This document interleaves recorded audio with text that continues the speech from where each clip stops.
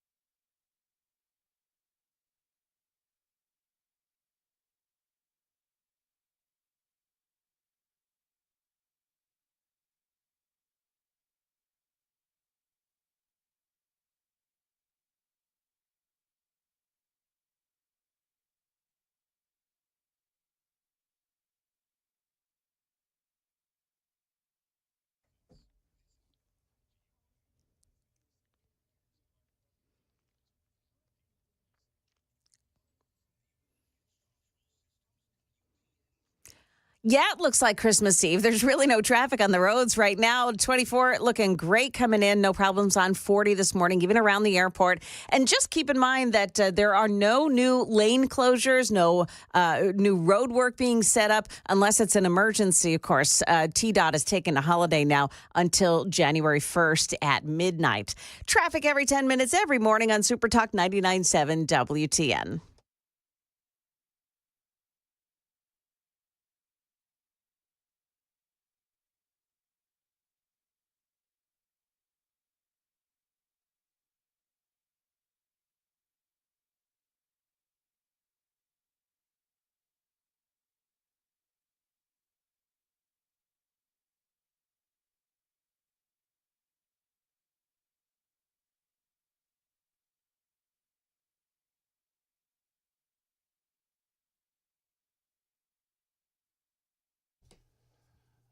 Good morning, good morning. I'm Cameron Smith, filling in for Dan. And Merry Christmas. I'm looking at the news cycle, and there's plenty of stories to talk about, and we'll get to some of those. And because it's Christmas Eve, the world slows down a little bit. I want a special thank you to everybody out there that I did see on the roads this morning. And those of you who are working, still grinding, still going, I appreciate you. And I appreciate you listening this morning as I was caught again by the deer. They waved at me on the way in, as they did yesterday. There was a nice buck this morning. He was very happy that I was in my truck and not in my camouflage. But I was struck by the darkness.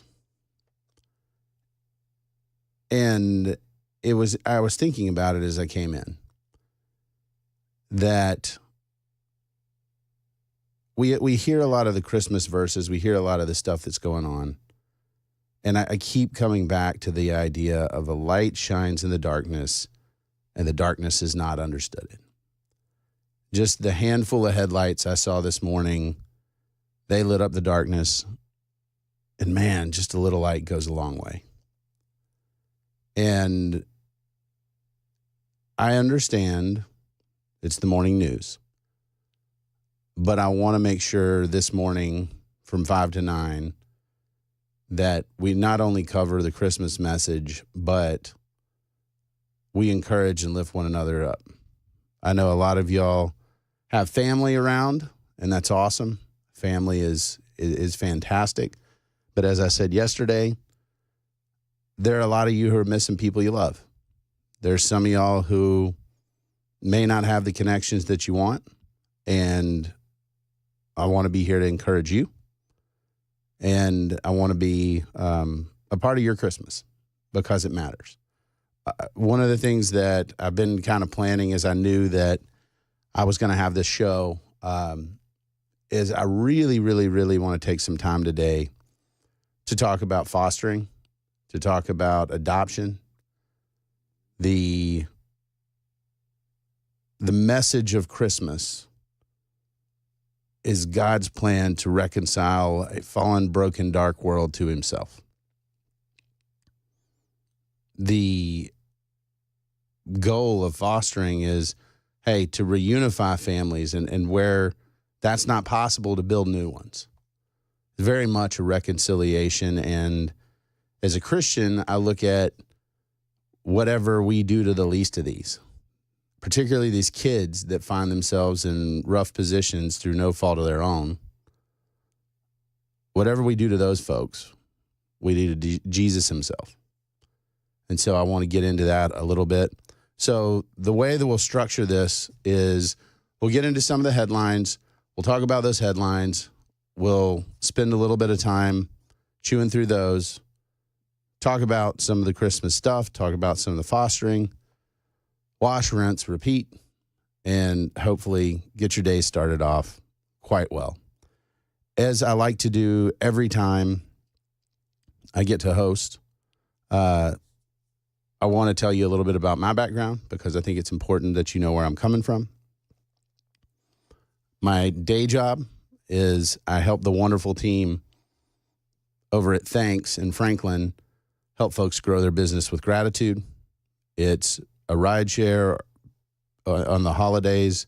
It's coffee for the week. It's just saying thanks, literally. It's showing your appreciation, and it's a tool that helps you grow your business relationships. It's awesome. The CEO over there, Brendan Cam, and the executive chairman, Larry Rubin, just had a great idea of, hey, why don't we help people in corporate America show their appreciation? Super encouraging. I'm also on the Tennessean editorial board. I'm a columnist over there. I really appreciate those of you who go and read my work and share it.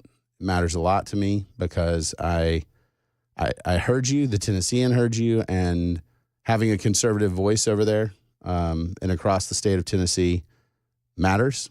And I want to know what you want to talk about. So at D Cameron Smith, D as in David, Cameron Smith on X is a great place to tell me. I expect you to hold me accountable, to holler at me when you think I get it wrong, to say attaboy when you think I get it right, but it matters. And I'm going to keep saying it till the cows come home. If we use hashtag TN for the state of Tennessee, hashtag TN politics, it enables us to have a conversation online where we, even if we don't follow each other, we can follow the conversation. So hashtag TN politics. And I think that's really, it's a great idea. If you're watching the show on YouTube, Facebook, Twitter, or 997WTN.com, I apologize in advance. This is just the way my face looks. This is why we talk and do radio and write columns. So you don't have to look at it. Otherwise, we would be movie stars, but we're not. So the super text line, 615-737-9986. That's 615-737-9986. Ron, I see you there already on the Super Talk text line. Appreciate you guys. And from Ron said, morning, Cameron. Merry Christmas from the Garbage Men. Thank you, Ron. I really appreciate it. You guys busting it out there, getting it done so we don't pile up to our neck in trash is maybe one of the most important jobs in America that people just kind of overlook.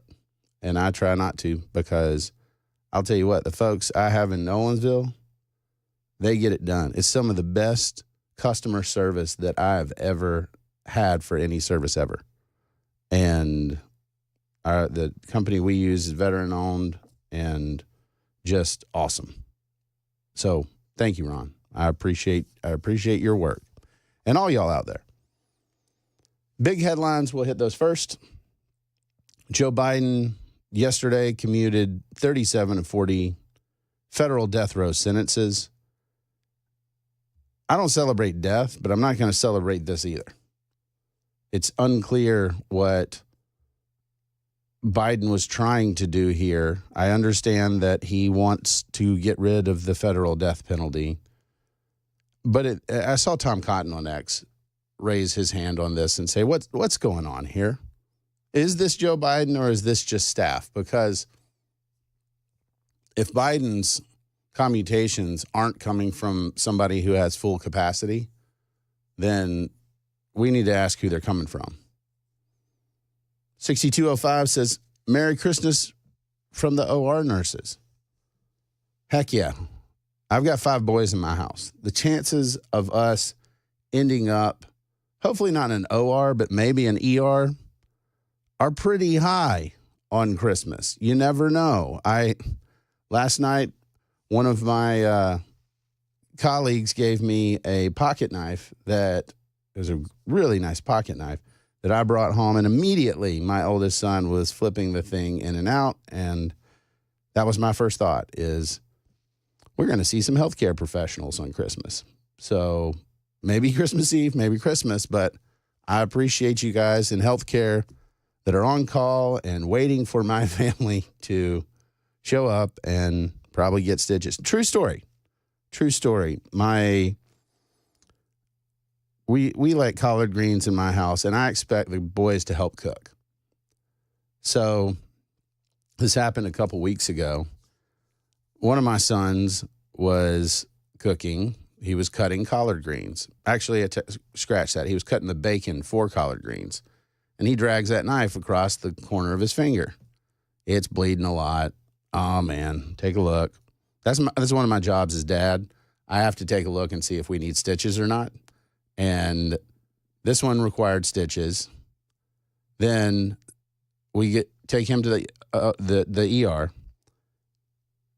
On the way back, I said to my youngest son, hey, he started cutting the collard greens. He took over, and I said, son, your brother cut himself doing this. We need to be real careful. Well, my 10-year-old was watching the football game and decided, nope. Cuts the knife right across his thumb, cuts off the tip of his thumb, literally. My wife has not gotten back from the ER, and now we're taking my youngest son to the ER. We'll finish that story on the other side of traffic.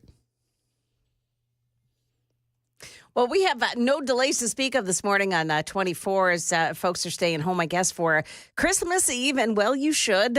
We have no problems on 40. 65 also looking really good on the way into Nashville this morning. And TDOT, by the way, on that holiday. So there's going to be no extra construction sites set up, no lane closures between today and January 1st. Traffic every 10 minutes every morning on Super Talk 99.7 WTN. Thank you, Joan. I really appreciate that. We've got Joan Jones holding it down on a number of different fronts this morning and letting us know what's happening with news and the traffic. And we've got Jeff hanging out on the board. I think he's awake this morning. We may need to get this guy some coffee. I'm on pure adrenaline right now. Well, you need whatever Matt Gaetz was having because No, I I do think not. so. No, I do not. think- No. Never. I don't want to touch anything he's been touching. well, that's gross. Exactly. The problem for me on social media and things like that is that I'm a smart aleck, and so somebody asked the question: if Hunter Biden and Matt Gaetz had a podcast, what would you call it? And I did not hesitate. I did not think, and I immediately responded, "Hooker and Blow," and that Kind of perfect, though. It is. Yeah. It was perfect. And then I realized, is my mom on X? I don't know. She's going to see that and be like, son, we raised you better than that. So, yeah, we'll see. Larry's saying hi to you guys. So We love Larry. Hi, Larry. Larry's a good dude. awesome. I love Larry too. So I was just finishing the story of my one son cuts his finger cooking collard greens. The next son cuts his finger cutting collard greens, and my wife and I just trade. So we trade kids. I take the one who was at the ER, and I give her another one to take to the ER. 8 stitches in his thumb. Puts it back together. We appreciate the health care professionals there. But at the Williamson County ER, Williamson Medical ER, sorry, the same doctor has given stitches to 3 out of the 5 boys that live in my house. And one would think that they would have questions and be like, what are y'all doing? This seems a little suspicious. And the answer is no, they have no questions. They know exactly what's happening, and they wish us the best. And they are super encouraging when we're like, hey, y'all, we're here again. We did a thing. So, again, thanks to the healthcare workers that are on call today. Many, many, many of us will need it. Remember those small pieces as you assemble the Barbie dream house and various bikes and other things that, for some reason, kids are like, can I eat it? And then you have to go get somebody to remove it. Also, another favorite, can I stick it in my ear? And then you have to get a healthcare professional to remove that too. As Joan so wonderfully reported, the reaction is coming in from the victims of the individuals whose sentences were commuted by President Joe Biden yesterday. The easiest way to address this is simply to say, what's the consistency here? If you think the death penalty is constitutionally suspect, if you think that it is a punishment that is inappropriate for any crime, okay, that's a position.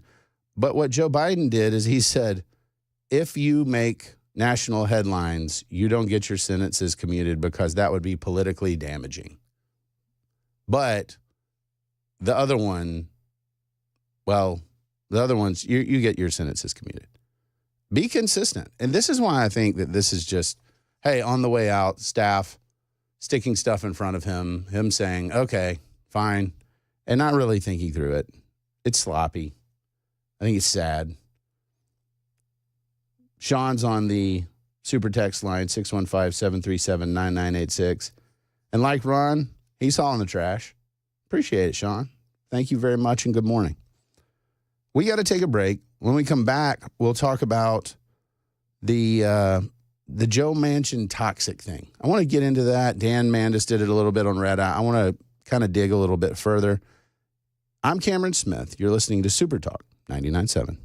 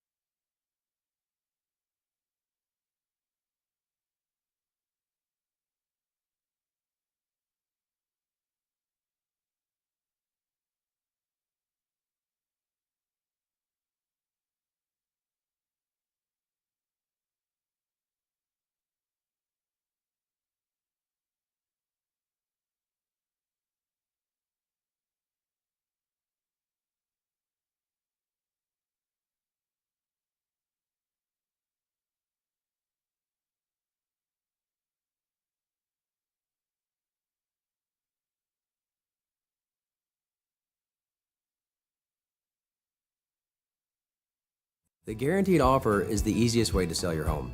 It's really simple. We bring you an all-cash offer. You close in as little as 21 days. No home inspections, no lock boxes, no open houses. Go to markspain.com to get a guaranteed offer and start packing.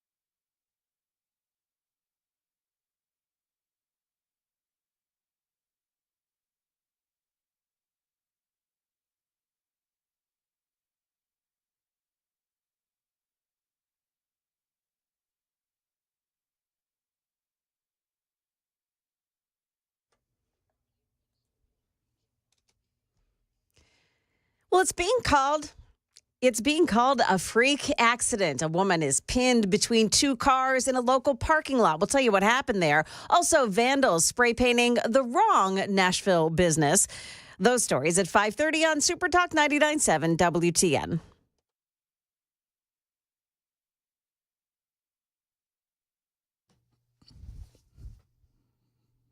Welcome back. Cameron Smith here, filling in for Dan Mandis. Thank you for joining me this morning. We're getting through the headlines, and then we'll get back to the Christmas message this Christmas Eve. Appreciate your time this morning. The Joe Manchin, on his way out the door, had this to say, and I just thought this was really telling. Because Joe Manchin was a very moderate Democrat and then ultimately an independent. And he said the D brand has been so maligned from the standpoint of, and he said, it's just toxic. I said, first of all, as an American and as someone in the Senate, I'm going to help every human being pursue the happiness in their life, the pursuit of happiness. I don't care who they are. I don't care what color. I don't care who they love.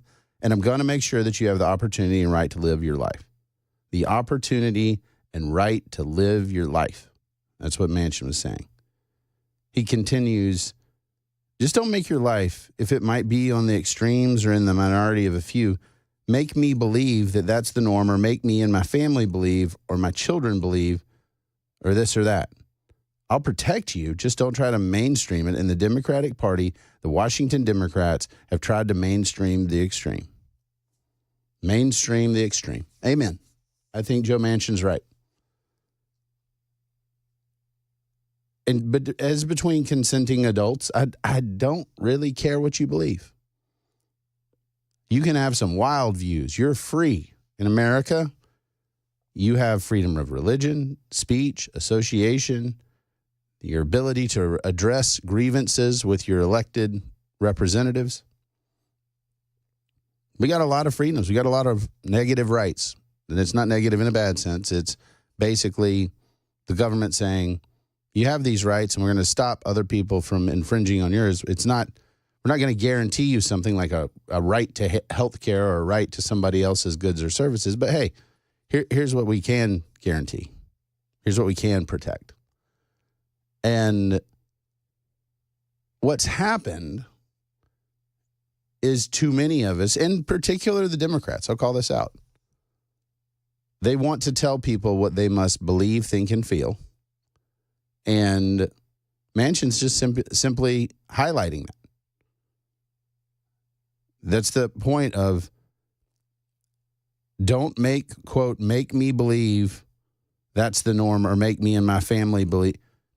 This imposition of viewpoint. This is where Luigi Mangione was. I hate the healthcare industry. I have to symbolically kill this executive to make my point. And people are cheering for this guy. Because, hey, that might be a way to solve our differences, said no one ever. That's not the way we do that in America. We don't say, I have views, and instead of convincing you, I'm just going to kill people instead. If that's where we're going, our republic is doomed. And this idea that no one could reasonably disagree with me, I see this all the time. I see this all the time. I have a column over at the Tennessean where I've basically said, okay, Trump's going to annoy you, but you'll survive. The headlines, Dear Democrats, I survived the Biden administration. You'll survive Trump. The number of people who have emailed me and basically said, no reasonable person can support Trump. Well, there's, I don't know, more than half the country that disagrees with them. We'll talk about that a little bit more. I want to get to some of the fostering, Panama, Greenland. There's a lot to talk about this Christmas Eve. I'm glad you're here. I'm Cameron Smith, and you're listening to Super Talk 99.7.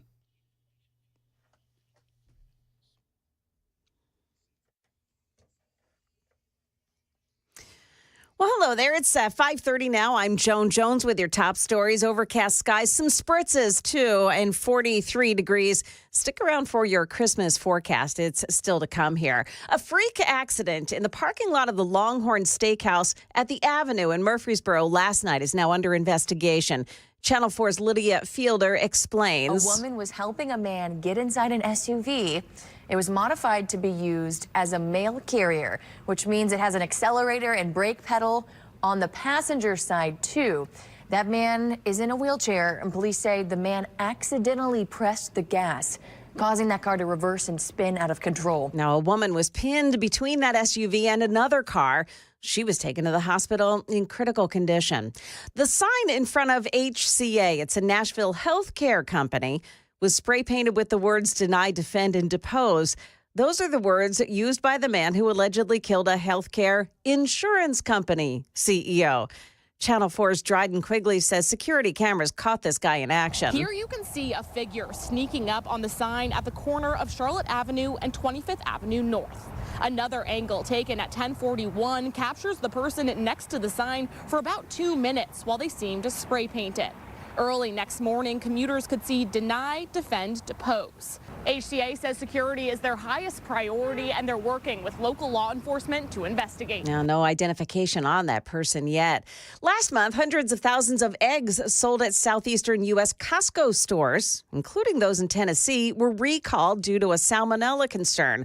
Well, now the FDA has slapped the Handsome Brook Farms eggs that were sold at those Costco stores with the highest risk level, Category 1. That means there is a reasonable probability that the eggs will cause adverse health consequences or even death. The recall involves eggs with a Julian code of 327 and a use-by date of January 5th, 2025. Take those eggs back to the store if you have them in your fridge. That's the latest news. We've got traffic and weather next. I'm Joan Jones, WTN News.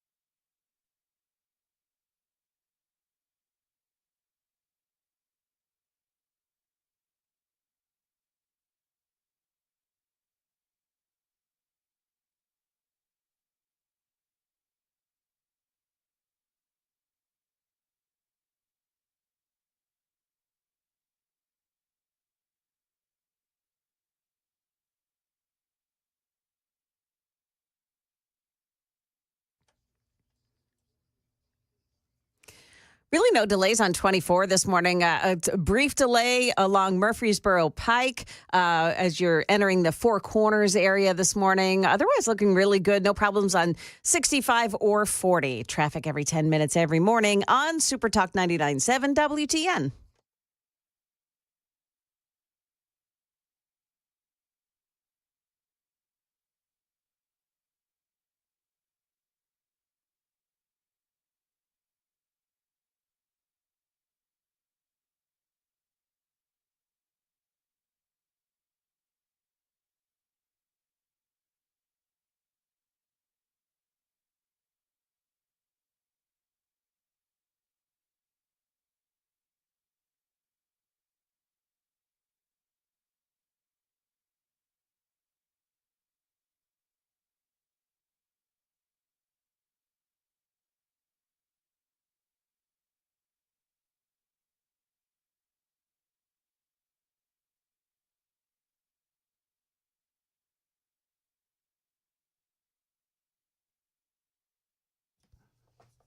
Welcome back on this Christmas Eve to Nashville's Morning News. I'm Cameron Smith, in for Dan Mandis, who I'm convinced plugs in at night and no longer sleeps.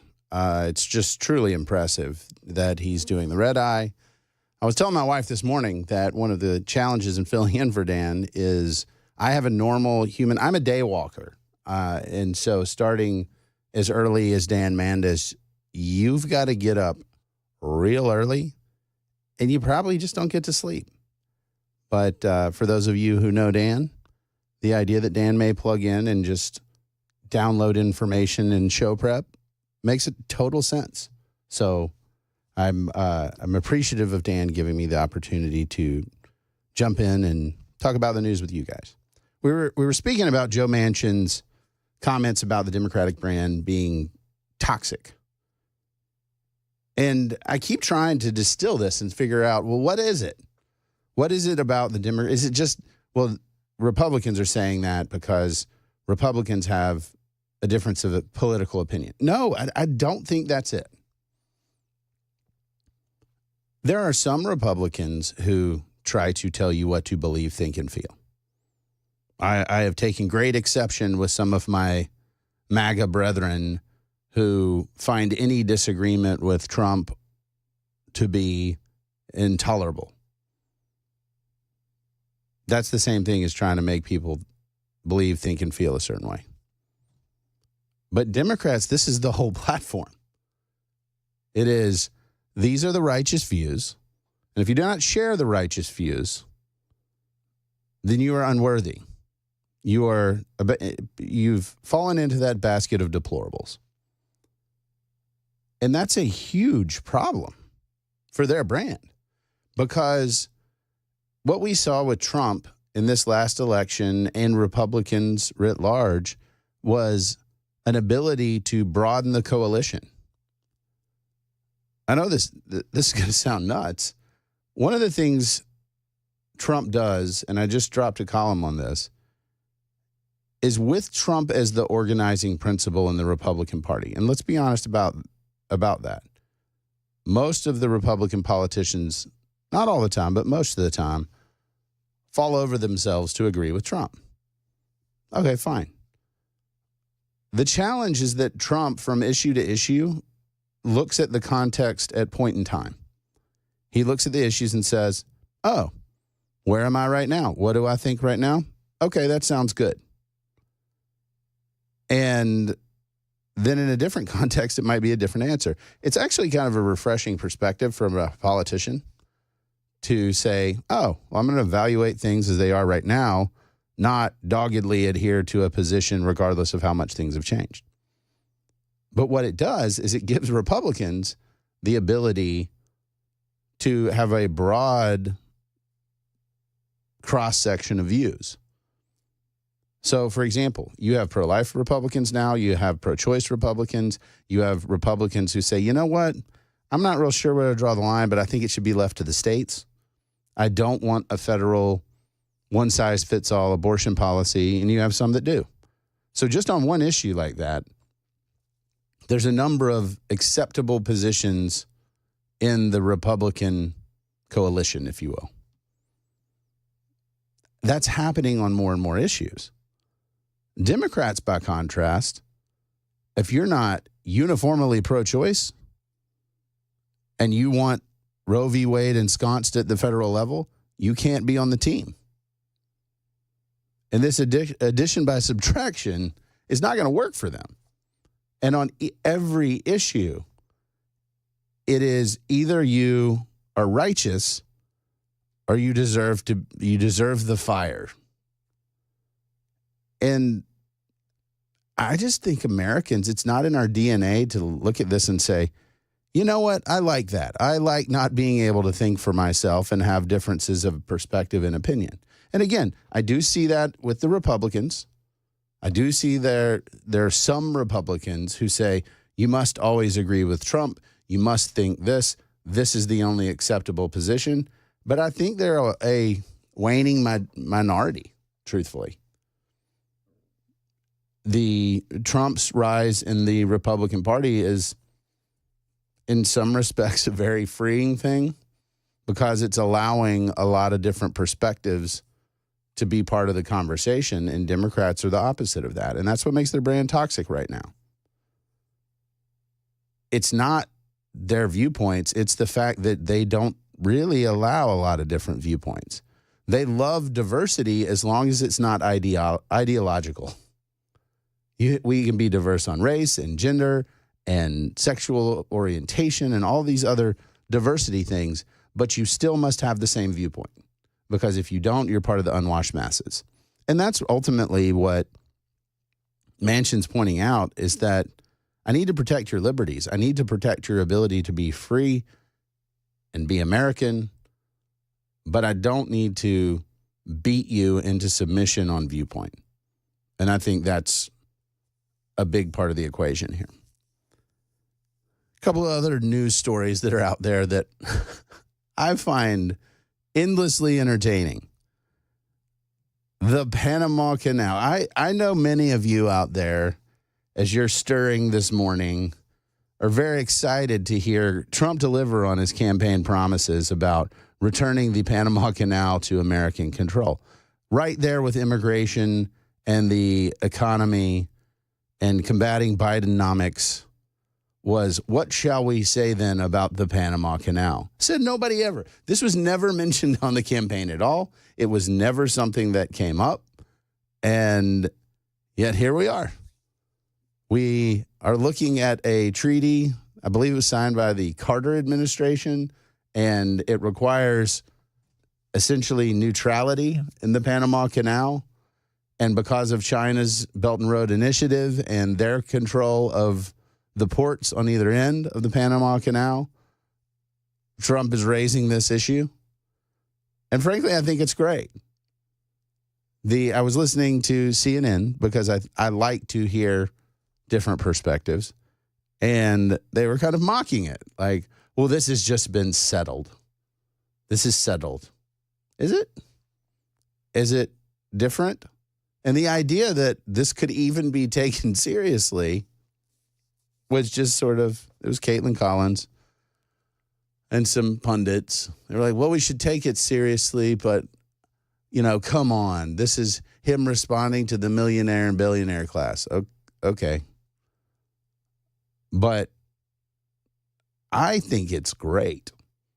I think having these conversations, and this is sort of Trump's MO of let's go blow stuff up and see if we can get a better deal. Okay. If you had this on your bingo card for the end of 2024, you are a magician, but a mind reader even, because I don't think anybody saw this coming. But why not? Why not ask about the neutrality of the Panama Canal? Why not ask whether American interests are being protected? Because we built the dang thing. I think that makes a lot of sense. Greenland is a strategic acquisition from Denmark. Again, these are funny, entertaining things. And while I hope the news is not funny or entertaining, we've got to go to traffic first. Nope. Jeff says no. He's waving his hand. We don't need to go to traffic. In fact, we're not even sure there is traffic outside. It's kind of dark. It's Christmas Eve. So if you're out there and you're on the roads, when you get to a safe place, you can text me on the Super Talk text line, 615-737-9986. Larry's over there. He said Democrats moved into Marxist territory and are commie toxic. Well stated. I think Larry's right. It is.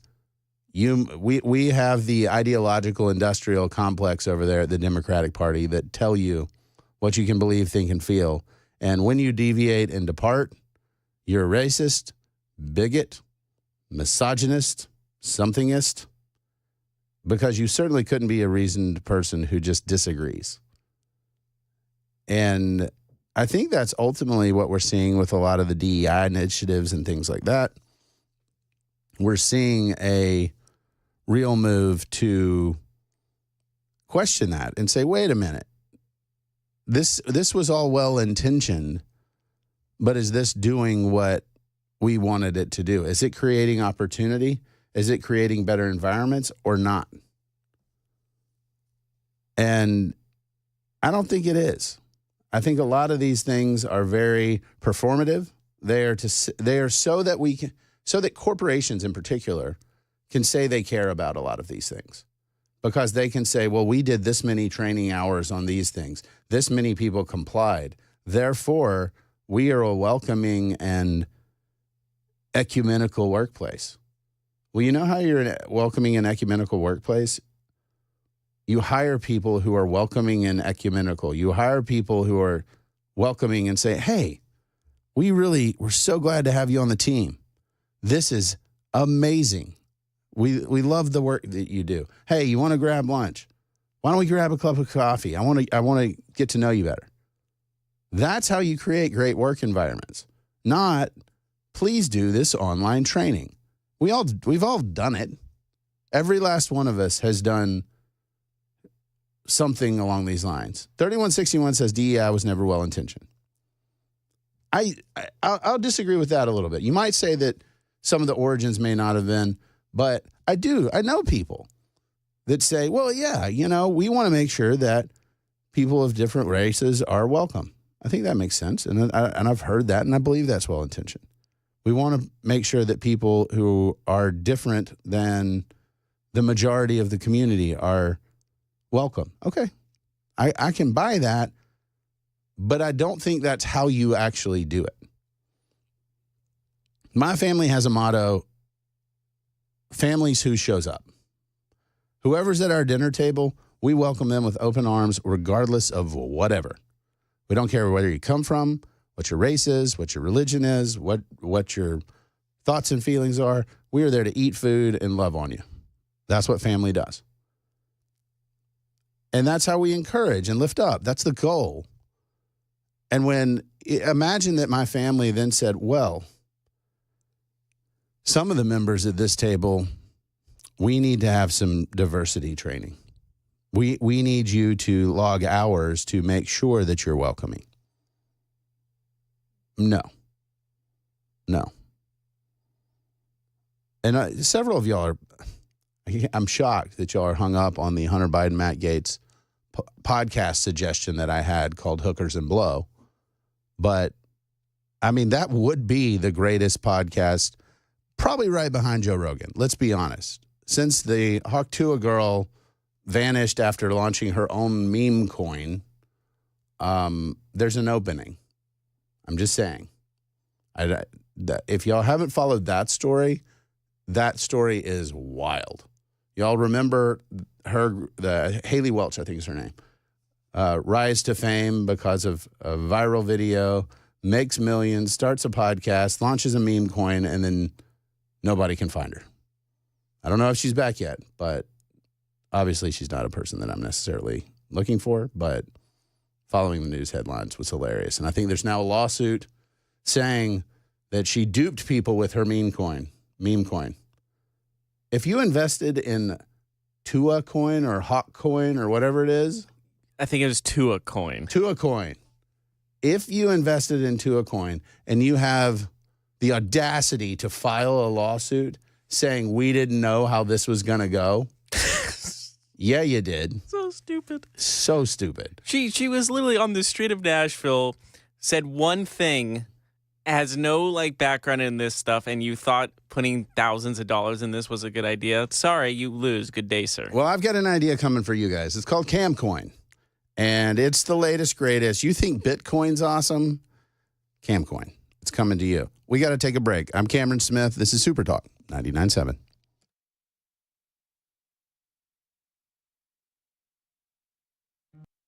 Hey, what's up, guys? It's Matt Murphy in the middle of downtown Franklin, Tennessee. We've talked so much about Savory Spice. I thought, why not show you the place? So let's go on in and see what's popping at Savory Spice. As I've always said, you will smell the spices even before you walk in. I can smell them right here in the doorway. Come on in and let's introduce you to the one and only Holly, who is the owner and proprietor of Savory Spice. Say hey, Holly. Hello, everyone. Now, enough about Holly. Let's talk about spicy and easy products like the incredible taco soup, which, as I said, you put this in a crock pot, you put all the ingredients that it tells you to buy right there, you put the spices in, and it's so easy. So if you don't know what you're doing around the kitchen, it's a perfect way to find your way around the kitchen, as is the Mediterranean dill risotto. Now, for the holidays, pumpkin pie spice. What doesn't it have, Holly? Pumpkin. It doesn't have any pumpkin in it. That's a fun fact for all of you kids out there. Now, if you stop by Savory Spice, either in the Franklin location or at L&L Market, you can get yourself a sample of the dill dip, which is my absolute favorite. Just tell them Matt Murphy sent you to Savory Spice with purchase now. So come by Franklin or L&L Market in Nashville and come see Holly and the entire crew at Savory Spice.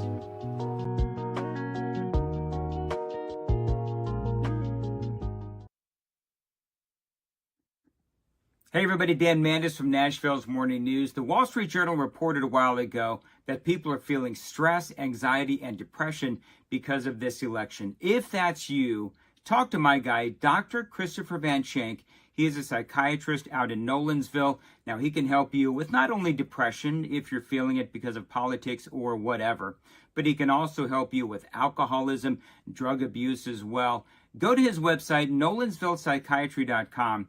He's got a long list of conditions that he can help you with, either in person or at telehealth. Bottom line is, he wants to make it as easy as possible for you to get the help that you need. He can help your kids as well. Check him out online. Again, nolensvillepsychiatry.com. The number's below. Thanks for listening, and good luck.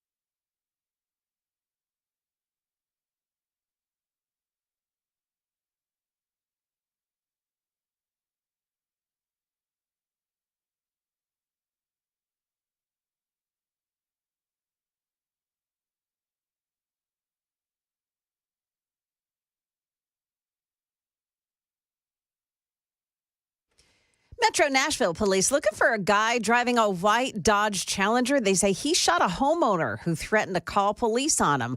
Also, AAA wants to give you a tow if you have too much fun over the holidays. We've got those stories coming up at 6 o'clock on Super Talk 99.7 WTN. Welcome back to Nashville's Morning News. I'm Cameron Smith, filling in for Dan. Excited to have been here yesterday, and today, Christmas Eve. Get excited.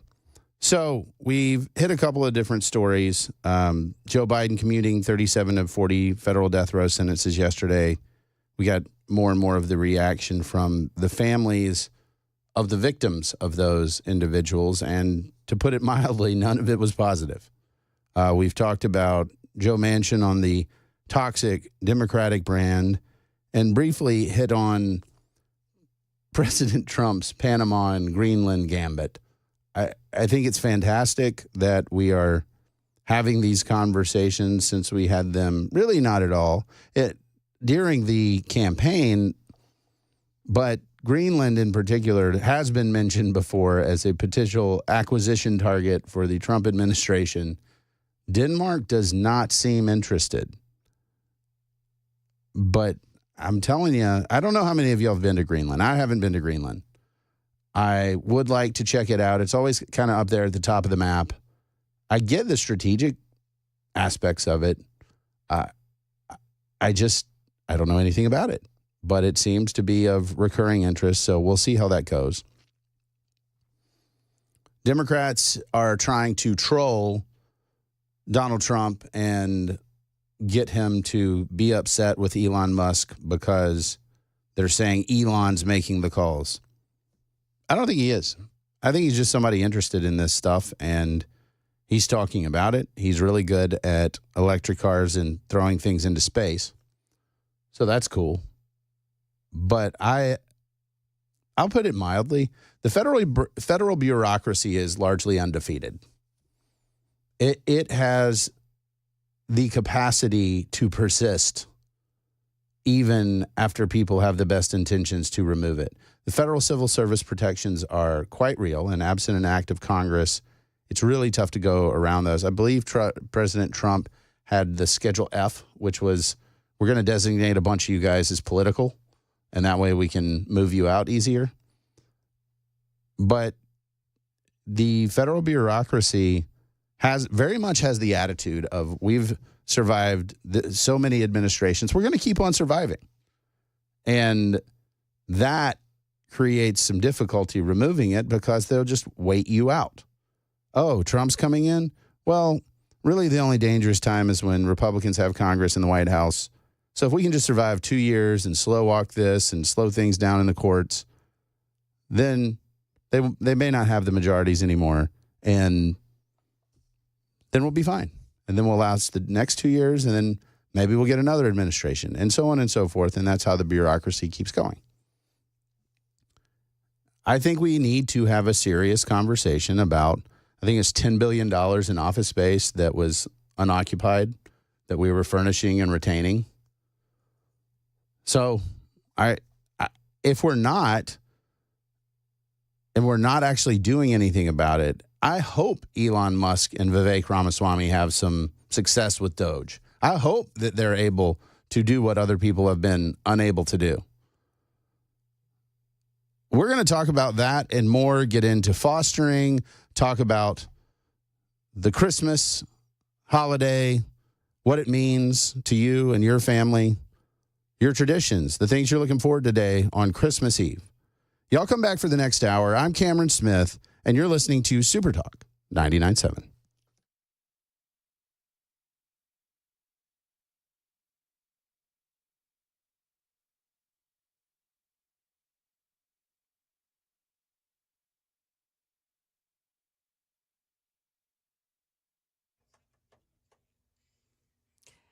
Six o'clock now. I'm Joan Jones with your top stories. Overcast. It's 42 degrees. We'll check out the full forecast in a moment. In Antioch, Metro Nashville police are working to identify the drivers of two Dodge Challengers who had been doing burnouts along Fanning Drive in Antioch in front of a 61-year-old man's home when he told them that he was going to call police. Well, the driver of one of the Challengers, a white Challenger, shot that man in the ankle. And 3 days later, his home was set on fire. Police have not connected the two incidents yet, but they are searching for those drivers and would like to interview them. Anyone with information is being asked to call police. Channel 4 talked to residents on edge after Sunday night shooting at the Cumberland View Apartments on 26th Avenue North. This happened on Sunday night. I feel unsafe here. I'm scared to stay in my own house because I have not been staying. I've been staying down my brother's house. I got God and my children and my grandkids. And Lord, no, I got to get up out of this place. After that shooting on Sunday night, a 17-year-old is in critical condition. Well, AAA is activating its Tow to Go program for the holidays. People who become a little too tipsy to drive can call AAA. A tow truck will take them to, and their car, by the way, to a safe location within 10 miles for free. Now, they say this should be an option of last resort, and you don't have to be a member to take advantage of the program. That service is available now through January 2nd. Former President Bill Clinton is hospitalized in D.C. after developing a fever. ABC's Elizabeth Schultze. Clinton is 78 years old and has faced a series of health scares since he left office, including a successful quadruple bypass operation in 2004 and another heart procedure in 2010. His spokesperson tells us he is hopeful that the former president will be home by Christmas. Market numbers now brought to you by Beacon Capital Management, online at beaconcm.com. After a slow start to the session, stocks closed out Monday with gains. The Dow Jones picked up 67 points but finished below 43,000. The S&P advanced 0.75%. The Nasdaq Composite added 1%. The government's powerful Committee on Foreign Investment in the United States has failed to reach consensus on the proposed $15 billion purchase of U.S. steel by Nippon Steel of Japan. Now, President Biden has 15 days to make a final decision. Meanwhile, flagship American retailer Nordstrom is being bought by a consortium of Nordstrom family members and a Mexican department store chain.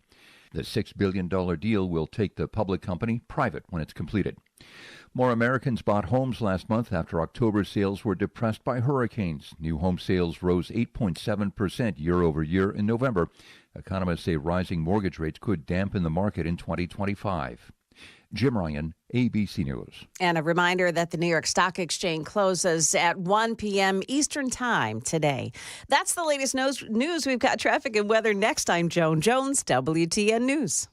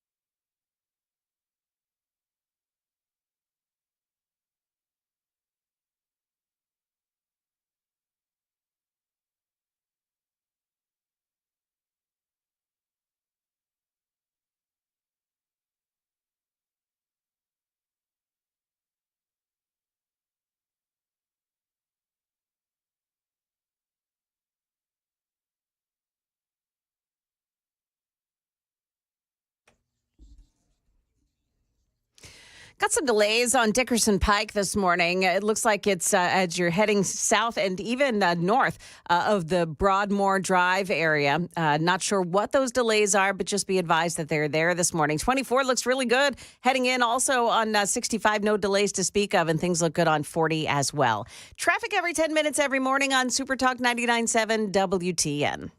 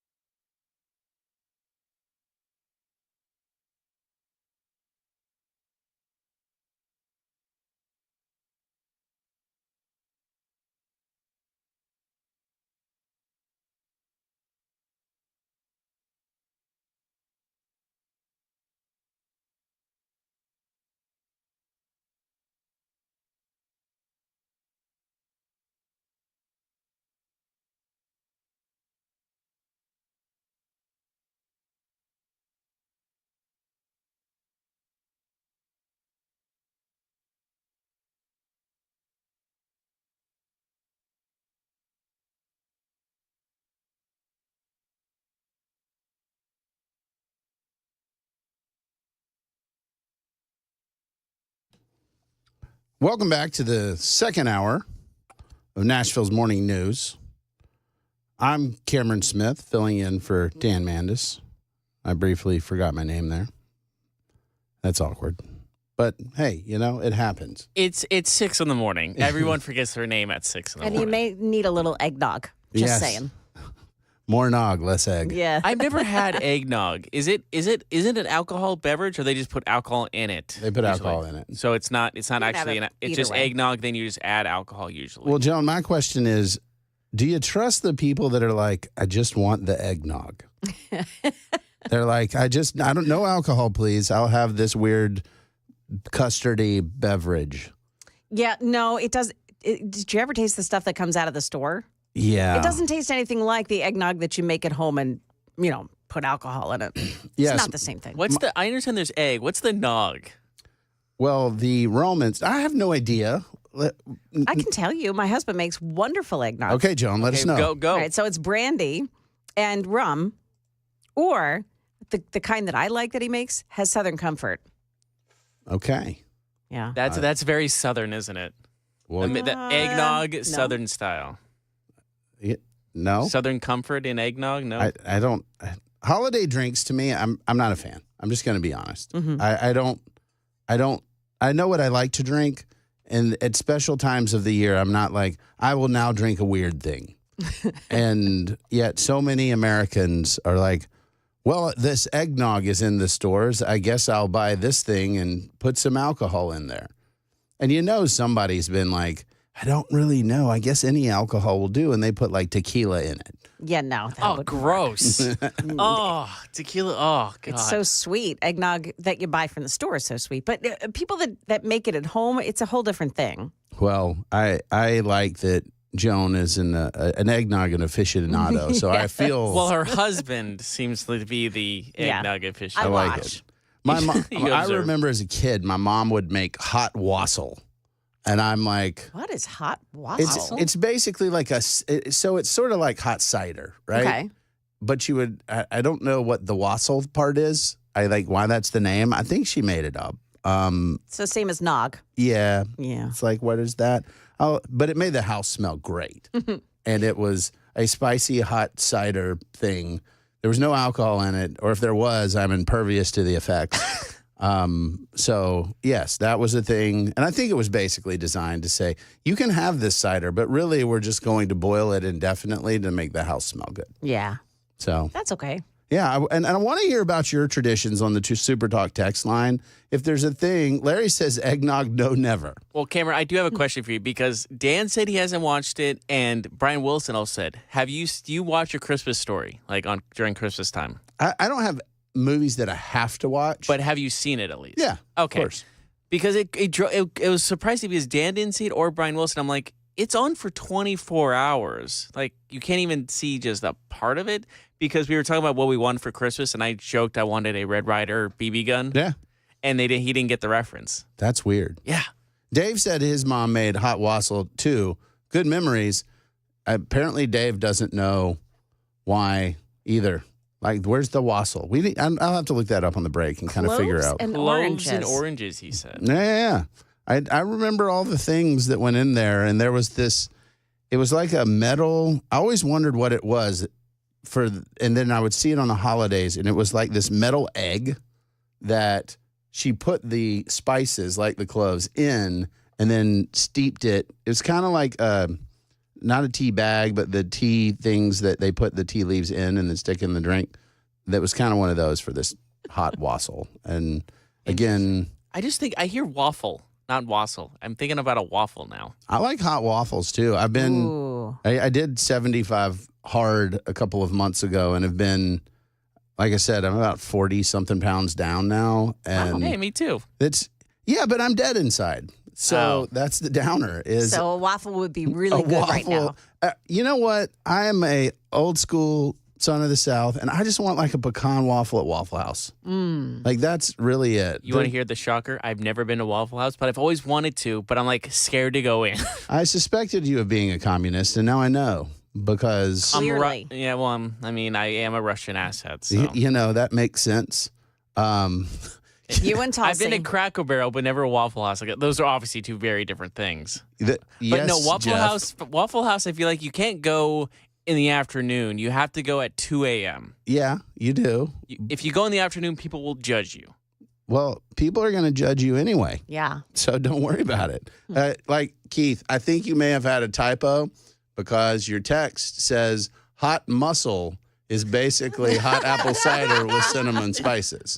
Yep, you got it. Hot muscle. Yep, I want to know what you're autocorrecting on your phone there, Keith. That's good. That's good. That's funny.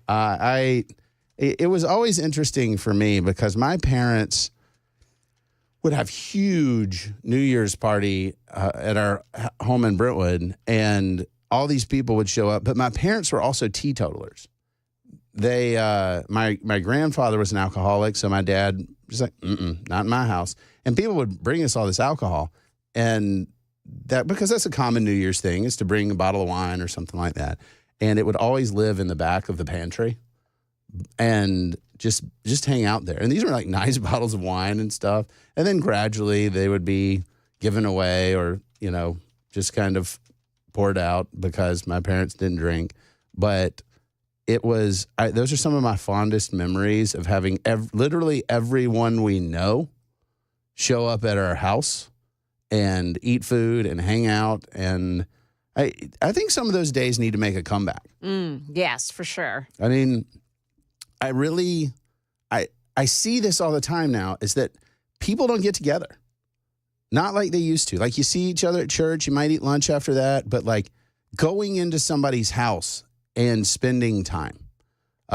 We've got some great families in our neighborhood that we basically opened our doors to the roving children in our neighborhood. And I'm getting that feel. It's like coming back. But as a kid, that was all the time. That there was always people in our house. In fact, my parents had an open door policy, never locked our doors, ever. And I would come home some days after school. I went to Brentwood Academy, and we lived kind of down the street a little bit, and they would just show up in our house, and sometimes there would be somebody in my bed. Like, one of my buddies would just show up and take a nap. It was that kind of like open I had door. a friend just like that too. His name was CK. I remember every time we just walked in and we just go into his room and go, "What's up?" Yeah. Unannounced. And his mom or dad, God bless him, would just like raise, "Hey, how's it going?" Yeah. I mean, and this is a culture that I want to bring back. With 5 boys in my house, I think I have a shot.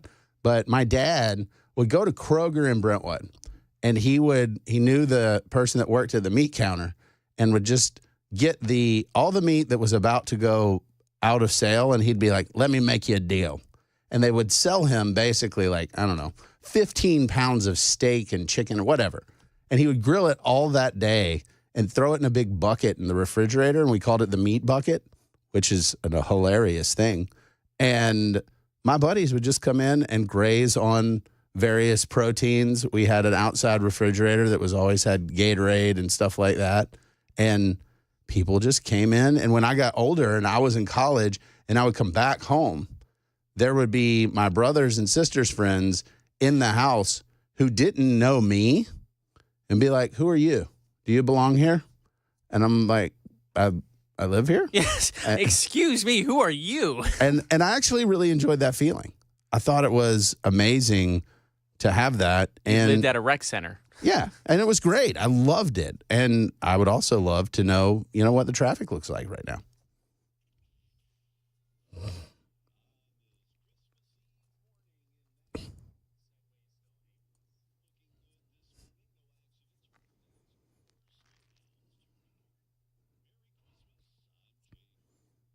Well, Merry Christmas, Jay. And man, I don't know that there are any cars on the road. So very few accidents. Just the very few of us working this morning. And I like it. Okay. We've got the Germans on the text line.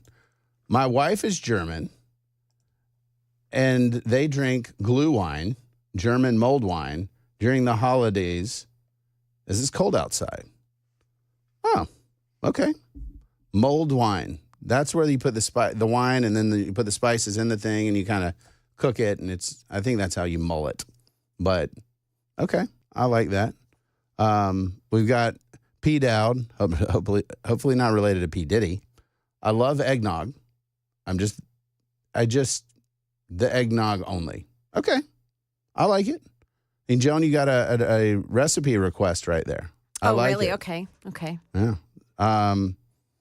4231, Merry Christmas to you and your family. Merry Christmas back to you. And Larry's out. He's going into work. So, Larry, you have a good day today.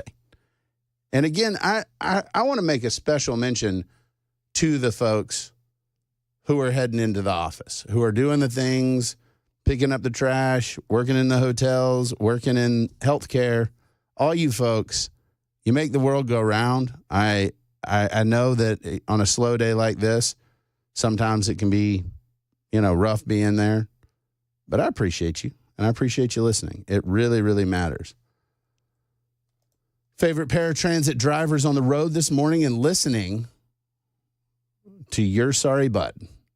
Well, Merry Christmas to you too. He did say Merry Christmas. So, and yes, my speaking of butts, my wife, because of the weight loss, I was getting ready and she came up and pointed out that my boxers were looser than they had been and there was less butt.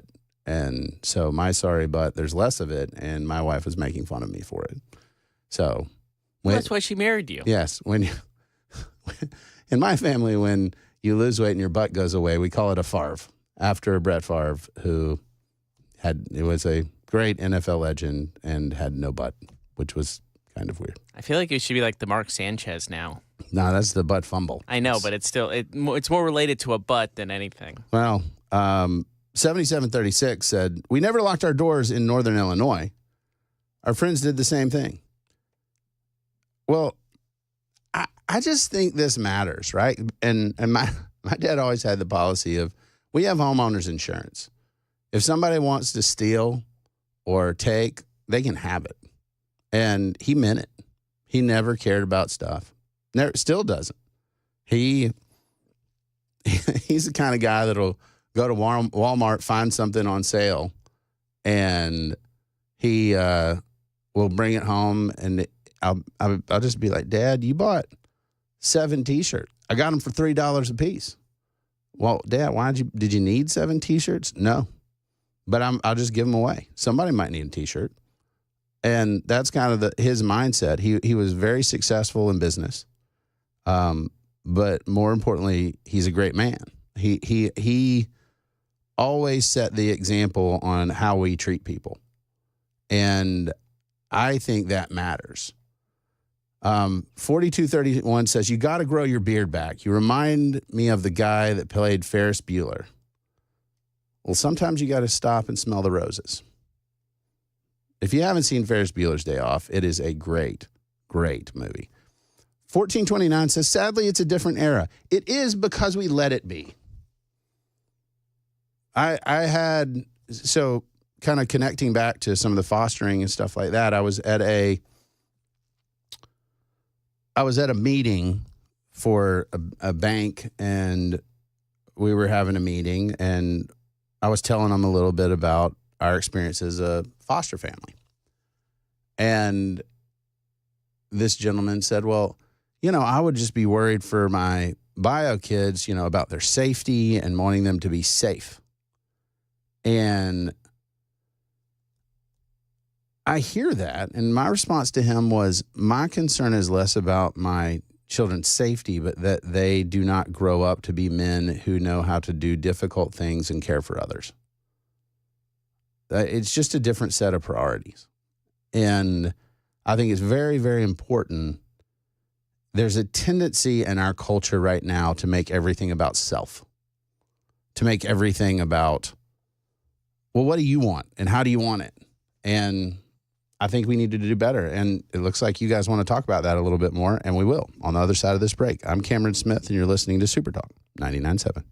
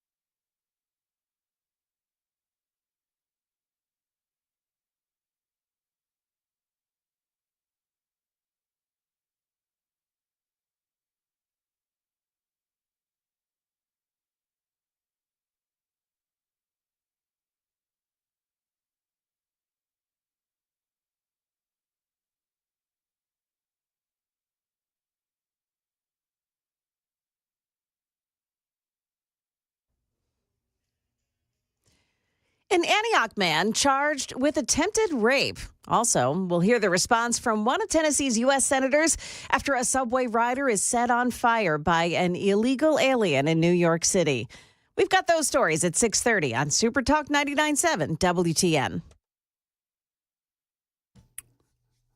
Welcome back to Nashville's Morning News. I'm Cameron Smith, in for Dan Mandis. Thanks to everyone on the Super Talk text line, 615-737-9986, for all the Merry Christmases and Happy New Year. Back at you. I appreciate all the various, interesting. A lot of you guys that are listening are either working in waste management or healthcare, which it makes sense. I get it. But I appreciate all of y'all. And true story about garbage. When I worked on Capitol Hill in Washington, I lived in Park Fairfax in Virginia. It's a neighborhood over there. It used to be a former military base that they've kind of converted to condos and apartments, things like that. And I worked on Capitol Hill as a young attorney, so I had no money because Washington is extremely expensive. And we had a gated waste disposal place, which I didn't really understand why, but because it's a very transient community, a lot of people would leave town and it would just be easier for them to take their stuff to the trash. And so I realized, man, this is like a futon. Here's some dishes, all kinds of cool stuff.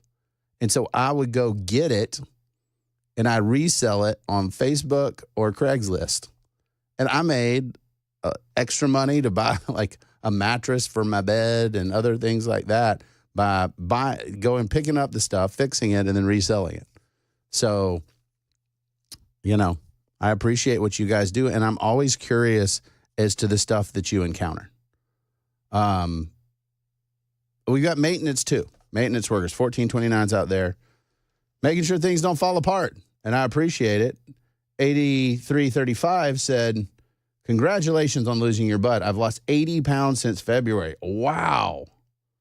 I've just finished my breakfast smoothie and eat nothing but meat, fruit, and vegetables with no starches and work out to a video led by some middle-aged lady in sweatpants 4 nights a week. That's awesome. Jazzercise. Let's do it, baby.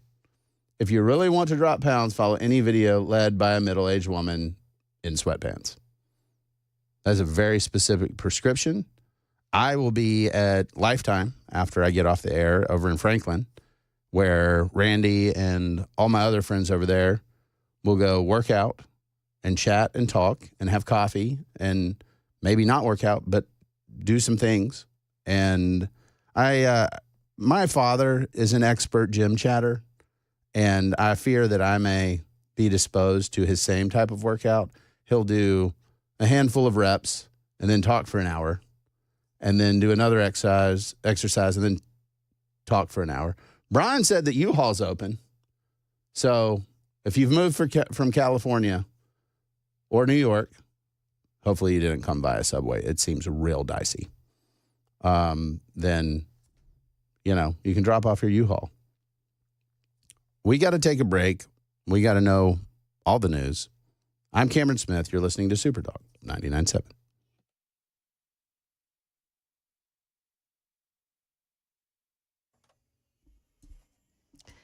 Good morning, 6:31 now. I'm Joan Jones with the latest news. An Antioch man has been charged with attempted rape after a woman that he met online called 911 Sunday from his home. Channel 4's Lydia Fielder. She told Metro Police she met Anthony Harmon on a dating site between 2 and 3 months ago. She went to his home in Antioch early Sunday morning, and when she got there, she said he tried to sexually assault her. The 25-year-old Harmon was booked into the Davidson County Jail on an $80,000 bond.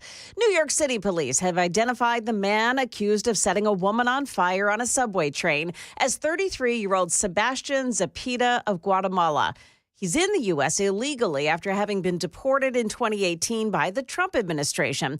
Now, it's still unclear when and where he re-entered the U.S. Senator Marsha Blackburn weighed in on WTN's The Drive with Brian Wilson. It is an example of what happens with an open border policy, and it is what happens when you have sanctuary city policies. It is what happens when people are saying defund the police and cutting the budget of our law enforcement agencies. The victim is yet to be identified. NYPD said the fake ID circulated on the internet yesterday. And a woman described as anxious decided not to wait for everyone else to deboard an Alaska Airlines plane in Seattle this week. Instead, she opened the emergency exit over the wing of the plane and climbed out. Firefighters had to retrieve her from the wing, and police escorted her to the hospital for an evaluation afterwards. Alaska Airlines posted a thank you to the employees and responders on X and apologized for any inconvenience to fellow flyers. That is the latest news. Traffic and weather are next. Happy holidays, everyone. I'm Joan Jones, WTN News.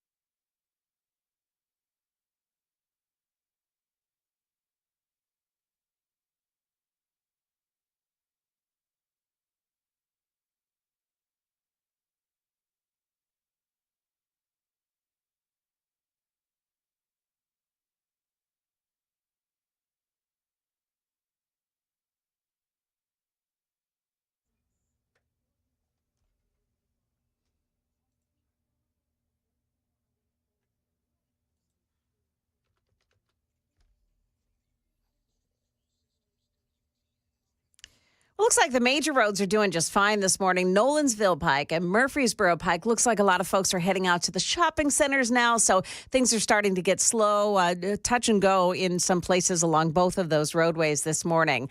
Traffic every 10 minutes every morning on Super Talk 99.7 WTN.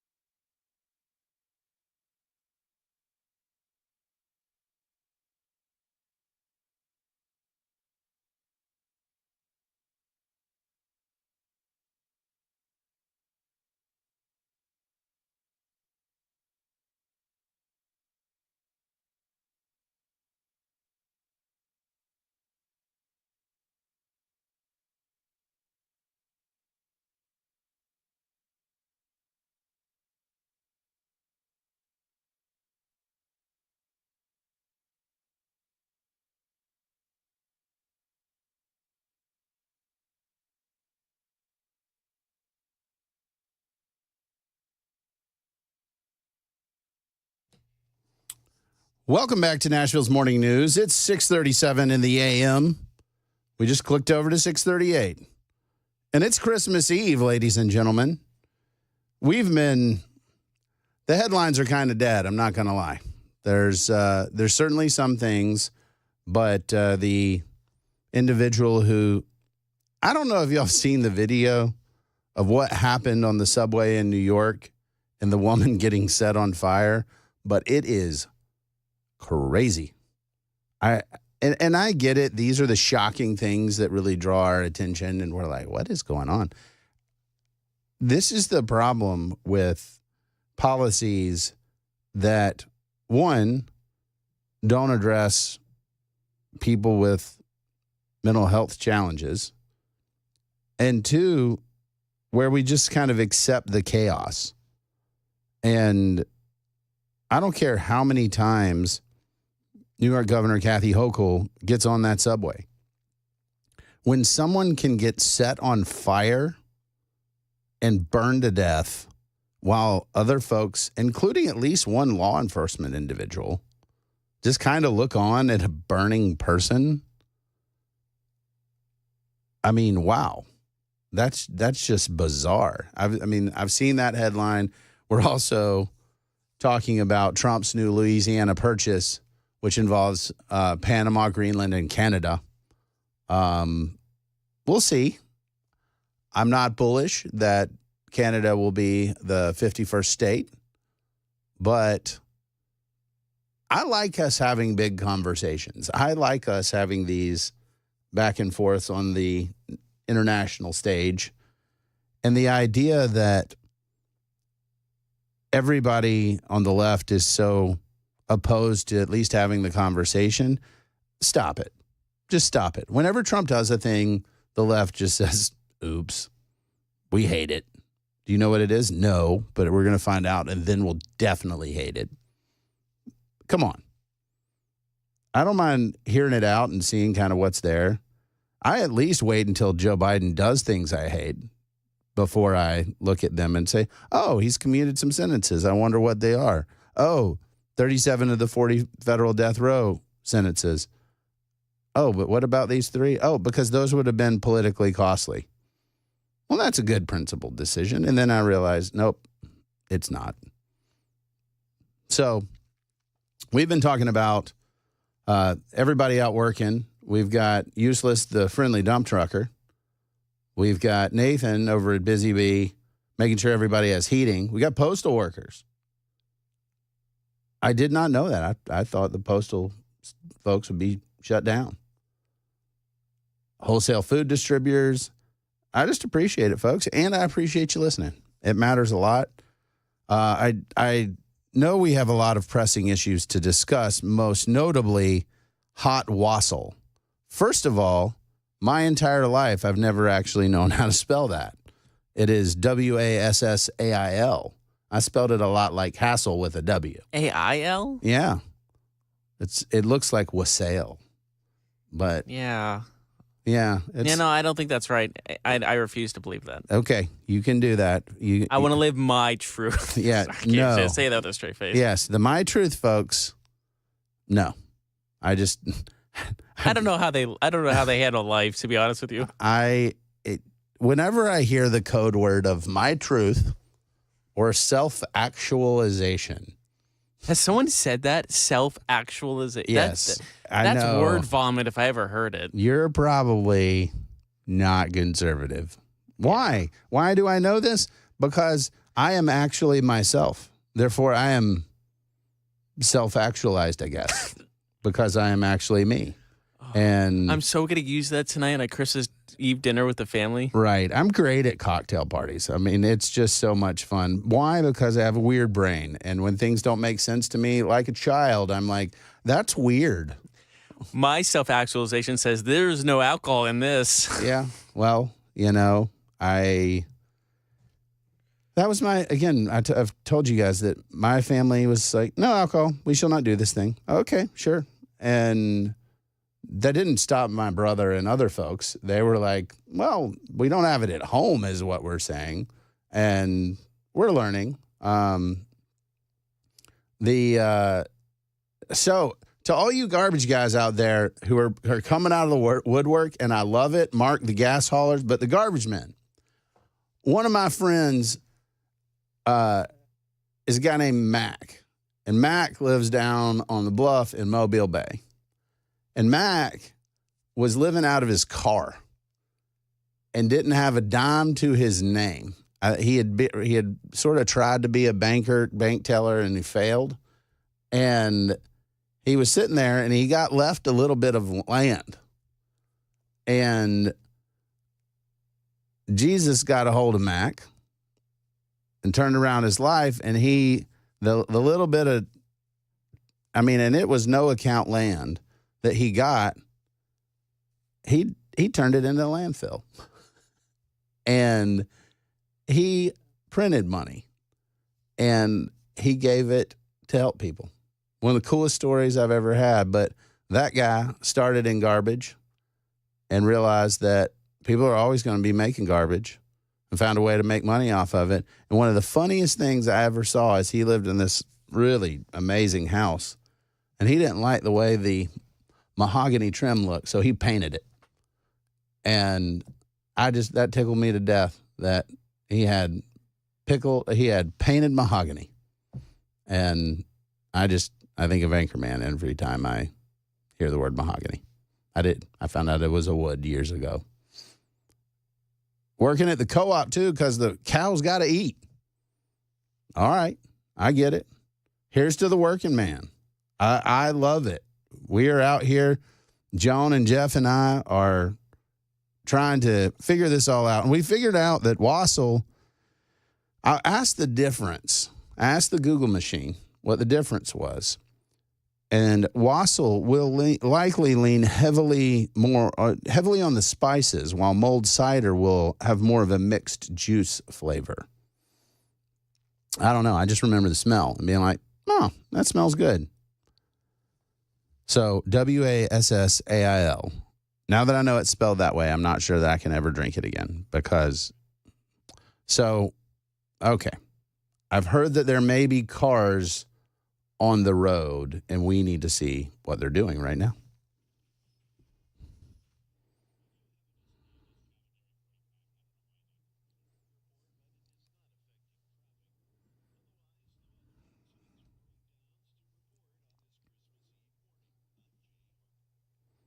Well, thanks, Jay. I'm glad that things generally seem to be clear out there. Appreciate y'all joining us. I tweeted out on X a cool story in the Tennessean about Jabre and Jonathan. And if you don't know about these guys, I first met them when I've been coaching the Nolensville Panthers, now the Nolensville Stars tackle football teams for a decade now. And Josh Dickerson and his wife Beth for years ran the program. And they were foster parents. And Jonathan and Jabre were two of the kids that they had in their care. The Dickersons over in Franklin are one of the best families that you will ever meet. They are incredible people. And Paisley, Paxton, Peyton. Paisley, I've coached, and is one of the toughest young women I've ever seen, can play tackle football with the boys. But they've got a great crew over there. And this story that I tweeted out, it's at D. Cameron Smith. I put the hashtag TNPolitics on it. Y'all should check it out because I want you to see a great example of what fostering can mean. And it's basically the story of how the Dickersons fostering these two young men connected with Perry and A.T. Owens, and who ultimately adopted the boys, and how they still keep in touch and engage and encourage one another. Not all the stories in foster care land are so awesome, but this is an awesome one. That's an uplifting story. It's encouraging. And over the next hour or two, I do want to kind of roll into this because I think it's something really important that we need to talk about. I many of you guys know that I'm a Christian, and my family wants to honor God with what we say and do. And as we have the Christmas season, John 1's is a great place. It's not typically where we go. People go to Luke 2 or something like that to talk about the Christmas season, the Christmas story. And I actually like John 1:1. In the beginning was the Word, and the Word was with God, and the Word was God. So with God in the beginning. All things were created through him, and apart from him, not one thing that was created that has been created. In him was the life, and here's the catch. In him was life, and that life was the light of men. That light shines in the darkness, yet the darkness did not overcome it. It's a dark world, folks. If I have to convince you of that, you're just not paying attention. And how we respond to that matters. And occasionally you see these headlines of, well, DCS had to ship some kids out of state because we didn't have room. Well, there's this issue. We need to, reform the agency. This is rough. It's just unfortunate. I've seen firsthand the darkness come for these kids. It's all over them. Because for each one of us that's at home with our families and we've got a stable environment, and it may be weird and our kids are crazy and all the stuff, the normal parenting stuff, any home where you've got parents that love you and that show up for you, they don't have to be the best, but man, that is the best blessing anybody could have. It matters so deeply. And for the last several years, I've had kids in and out of my house, some juvenile justice kids. We're with youth villages. You should Google them, check them out. It's an agency that does therapeutic foster care. We didn't even know what that was. But that's sort of where God had us. Was we saw a kid. I was doing some research on a policy thing, and I learned about this kid, and then we said, hey, well, he seems like one of our boys. And then we got involved with him, and he was actually at Bartlett in Memphis. And we went back and forth to go meet with him and talk with him. And ultimately, we brought him into our home. And that was our first foster son, and a pretty awesome, feeling, right? And it was the hardest thing that we've ever done. It was one of the best, most necessary things we've ever done. And we hadn't stopped since. And I want to talk to you guys a little bit more about that. We got to take a break, but I think this is an important conversation to have, and I want to have it with you this morning. I'm Cameron Smith. You're listening to Super Talk 99.7.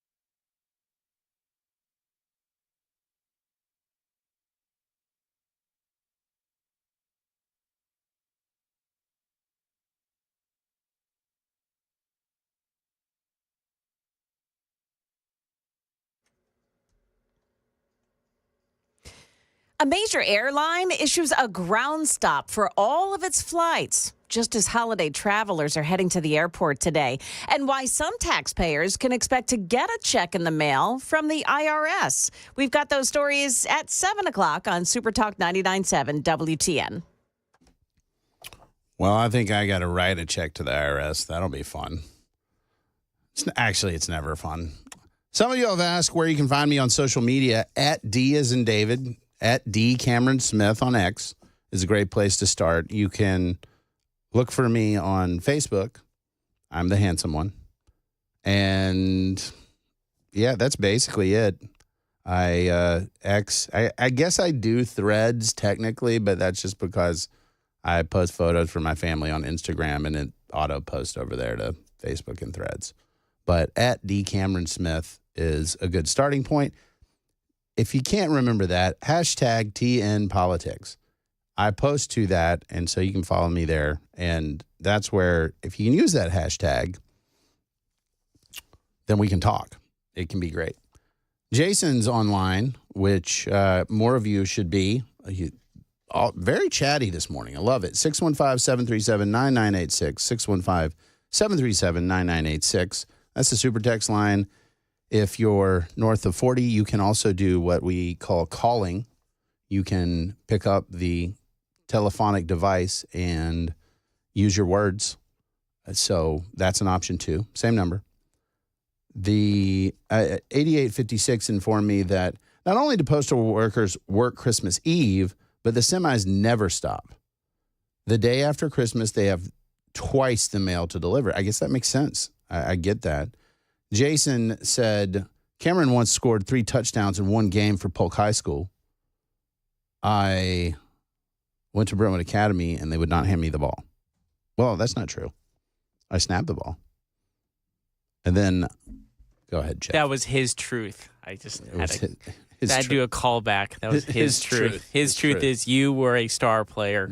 Touchdown machine. Touchdown machine. I was an undersized center that went to play with seriously, our offensive line looked like a V down to me. And I'm not a small guy, but I played with absolute giants. Sounds like my brother was a center also, and he was the same way. He was really good at just snapping and getting right up. He was just very quick at just getting ready to block as soon as he snapped the ball. Yeah, and some guys are actually slow with that, and people don't really respect that enough. Yeah, it's kind of hard to do. Yeah. I also, as an adult, learned that I fractured my spine a couple times. If you're undersized, you should golf. You should really consider that as opposed to football. Football is a violent sport for very big, fast people. And I love football. I love it. It is so great. I would still play again if you asked me today, in spite of the crunchiness of my body.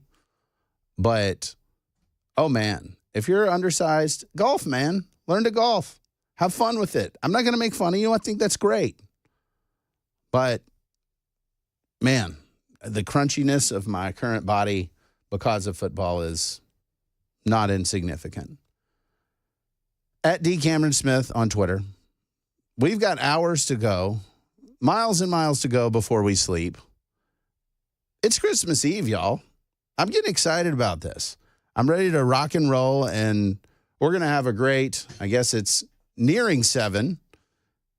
We'll have 8 and 9. And then Chris Hand, I don't know if he's in today. Who knows? He's not. Jeff's saying no. So, I don't know. Jeff's quizzical. I talked to him yesterday. I think he said he wasn't. I don't know. Guess we'll find out. I guess we will, and we'll find out about the next hour. I want to keep talking about fostering and family. I think it's really important. We'll get to it, and we're going to have a lot of fun. I'm Cam Smith. What is my name again? It's past 6. I think it's Cameron. Cameron, Sea-Dog, hey you, buddy, whatever. Whatever my name is, this is still Super Talk 99.7. Y'all come on back.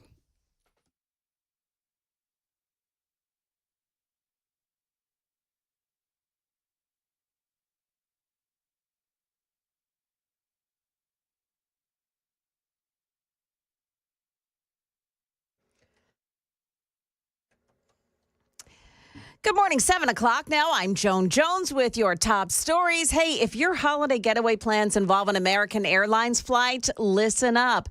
American has requested a ground stop for all of its flights across the country this morning because of a technical issue. So far, there's no estimate on when that problem will be fixed. We will keep you updated as we learn more.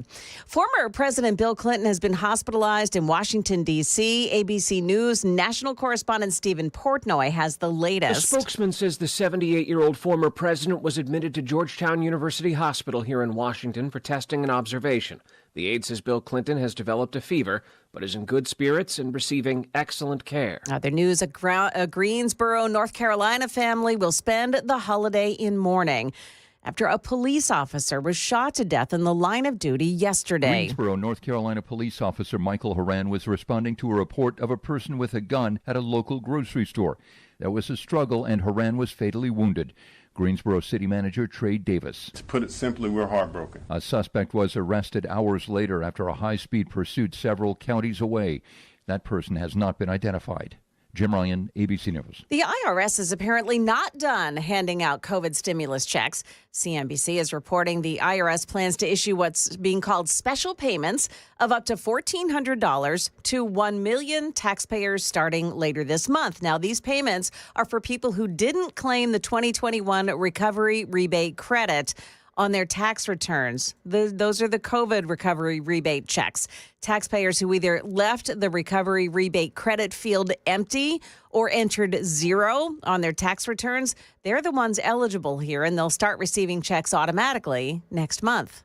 Christmas will be spent in space for the astronauts who have been stuck in orbit since June due to problems with Boeing's Starlink spacecraft. But they're keeping the holiday spirit. Here's astronaut Sunny Williams. It's a great time of year up here. We get to spend it with all of our family up on the International Space Station. There's 7 of us up here, and so we're going to get to enjoy company together. And now the stranded Americans won't be able to get back to Mother Earth until March or April because of a delay in launching their replacements. That's the latest news. We've got traffic and weather next. I'm Joan Jones, WTN News.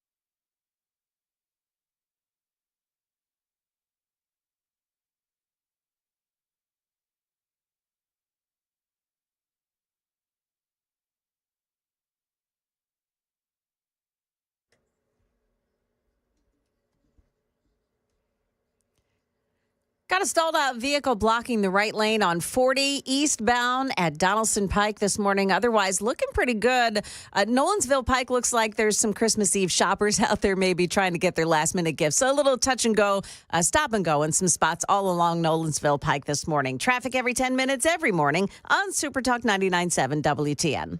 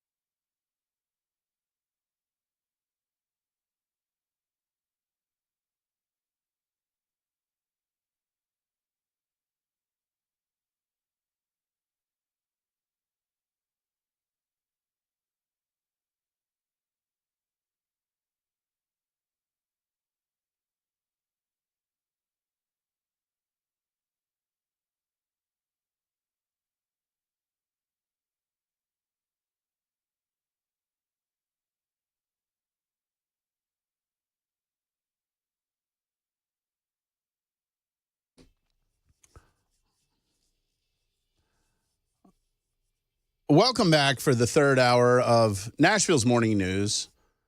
I'm Cameron Smith, filling in for Dan, who was doing a little red eye, and I hope that he's having a great morning. We're talking about fostering. It looks like and I'll go back, I'm looking at the headlines. Looks like the American Airlines flights that were grounded, that ground has now been lifted.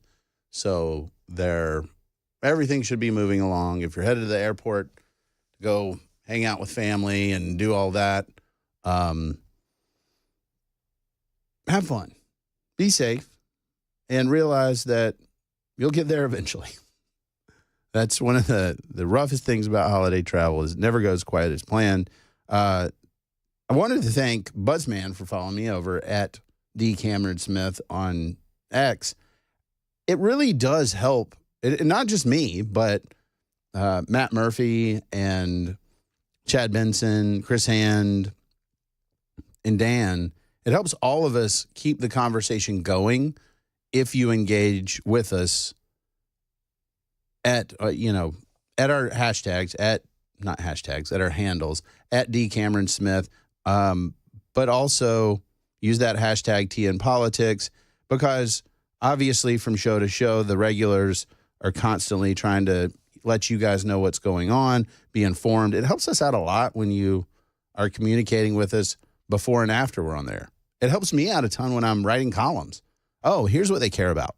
Here's what's interesting to those guys. So the ones who speak up and the ones who say, here's what we're interested in, and the ones who argue with us, all of that gets our attention to help us figure out what you want to talk about. Because at the end of the day, this is your show. My column's your column. It's not a vanity project for me where I love my own opinions. It's, hey, I want to have a conversation, a dialogue, build community. Like, those things are important to me, and they're important to the other guys on the air.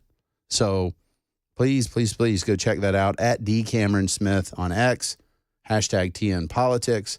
Follow the other guys too. They're awesome, and they put up some cool stuff. Jay asked an important question. What percentage of the boys your family has fostered are successful in life? Let's see what the rest of it is. Also, do you still keep up with them in their lives? Yes, we do keep up with them in their lives. It looks different depending on the circumstance and context. Because we do therapeutic foster care, it's a little bit different. A lot of these kids have had some pretty significant challenges, and sometimes keeping in touch works out. Sometimes keeping in touch directly doesn't. But regardless, we're invested.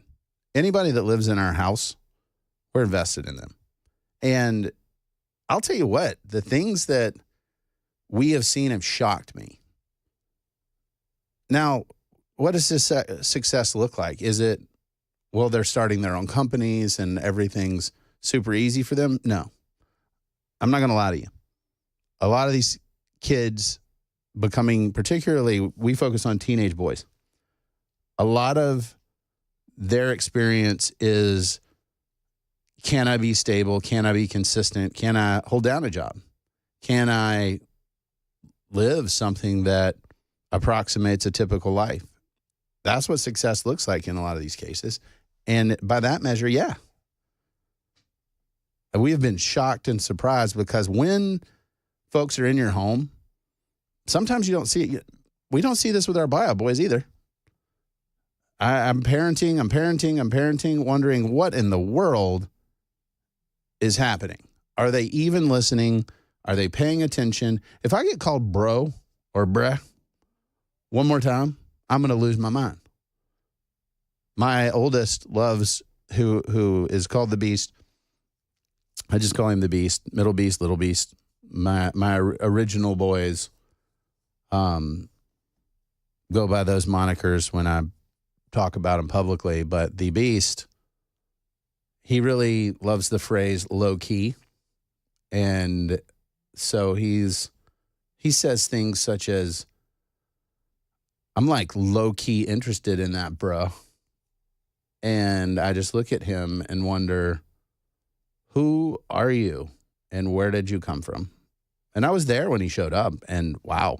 I'm very, he's not listening right now, so I can say this, and I say it to him too. Very proud of him. Proud of all of them. It's a lot of fun. Jay said, success is happy and stable. By that measure, sure. You know, they're not always happy. In my house, I don't actually prioritize happiness. I think it's a weird goal.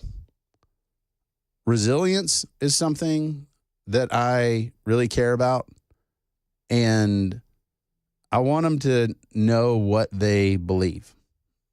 With my boys, the project here at the end of the year is mental, physical, and spiritual goals.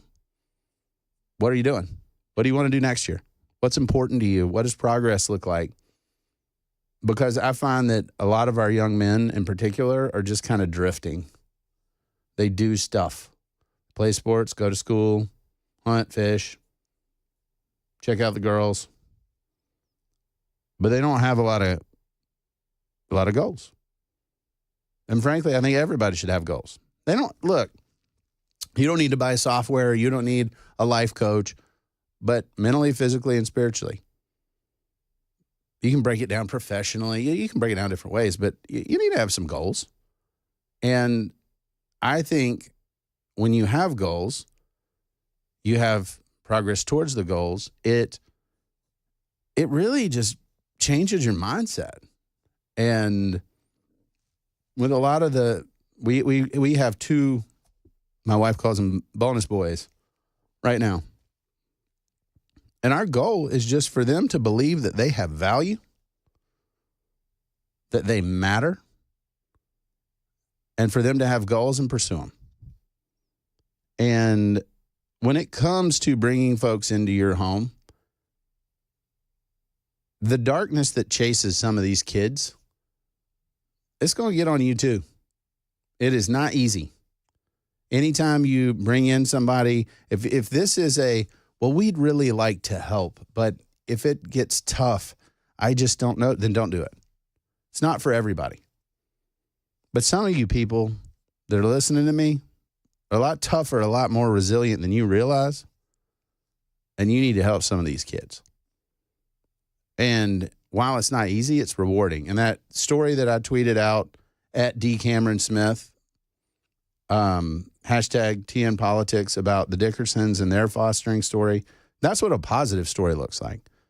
There's some negative ones too, but you know what? If you don't try to help, then what are you doing? And particularly for those of you who are Christians who say, hey, I follow Jesus. I want to honor him with what I say and do. I want to be salt and light in this dark world. Well, what are you going to do? How are you going to help? Who are you going to support? Who are you going to love? This whole love with action and in truth, not your truth, the truth. Let's be those kind of people, because when we are, I mean, we can change the world. We can change the state of Tennessee. And those are some tough conversations to have while you're sitting around with your family. You might want to have them and say, hey, who can we help? What can we do to make this world better and not just descend infinitely into darkness? And I hope that our traffic's not descending infinitely into darkness either, but we need to find out.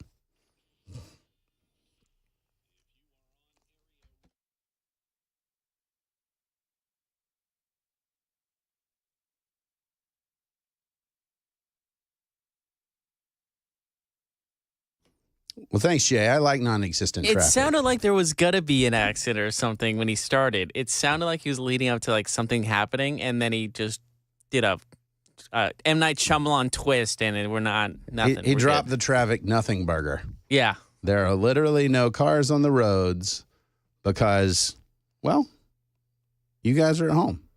And You know, they tell us we have to have traffic reports, but there's no traffic. So it's the tough. roads are empty. Yeah. That is not an invitation to just meander walking down I-65 just because it's open. That's not a walking path. If you want to just take a nice drive on 65, you won't have issues. Yeah, I actually do enjoy a good Christmas drive. of, particularly in the evenings, going and seeing the Christmas lights and just driving around. I'll tell you what, coming in this morning was actually pretty cool because the high-rise buildings in Nashville that are residential buildings, everybody got their trees in the windows. So you can look up and you see all the lights and the trees, and it's really kind of cool. And festive. Yes, I've lived in Washington, D.C. I've lived in urban environments. I find them so interesting because I like stars and fields and creeks and coyotes howling at night. And cities are very artificial to me. I like Nashville. I think it's great. But when I come in, I'm always like, oh, that's neat. Every time I see the Batman building, I'm like, oh, humans built that tall thing. I mean, you should see me in New York City, like in Manhattan. Every time I go, I'm amazed. I saw a very early photo of Times Square, like in 1900, when they were really like starting just to build like just buildings in that area, and it's crazy to see how it's like gotten modernized over the years. It's truly remarkable. Yeah, it's really cool. Speaking of modernizing, the Modern Family, it's kind of all over the place. Like we know this. This is just the world we live in, and we got his, hers, and ours, families with all kinds of different dynamics. If you can help a kid, I don't care. I don't care what your story is, what life if you can help a kid, thank you.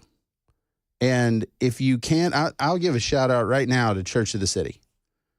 They have a ministry to foster family, not just the foster kids, but for the families. That is a game changer because they have figured out that this is when you're going and fighting the darkness, when you are shouldering what these kids have to deal with. Like I said, it gets on you. It's tough. And Church of the City has really recognized, hey, we want to come alongside these families and love them well. Some of them foster too, but their ministry is built on supporting the families that are doing this work. And it is something that I'm so passionate about because I think it would be an awesome world. Now, there's some of these kids that have some of the worst trauma imaginable, and they need some real help. And unfortunately, sometimes that means residential help, and that they can't live safely with a family. But most of the kids in the foster system, kids that parental rights are terminated, up for adoption, like these folks need places. And if we can do this, this is one of those things. I don't care if you're a Democrat or Republican or liberal or conservative. If you're a Tennessean and you say, you know what, on my watch, we're not going to have kids that don't have a place. We've gotten some kids out of state office buildings. They've moved from a state office building to our house.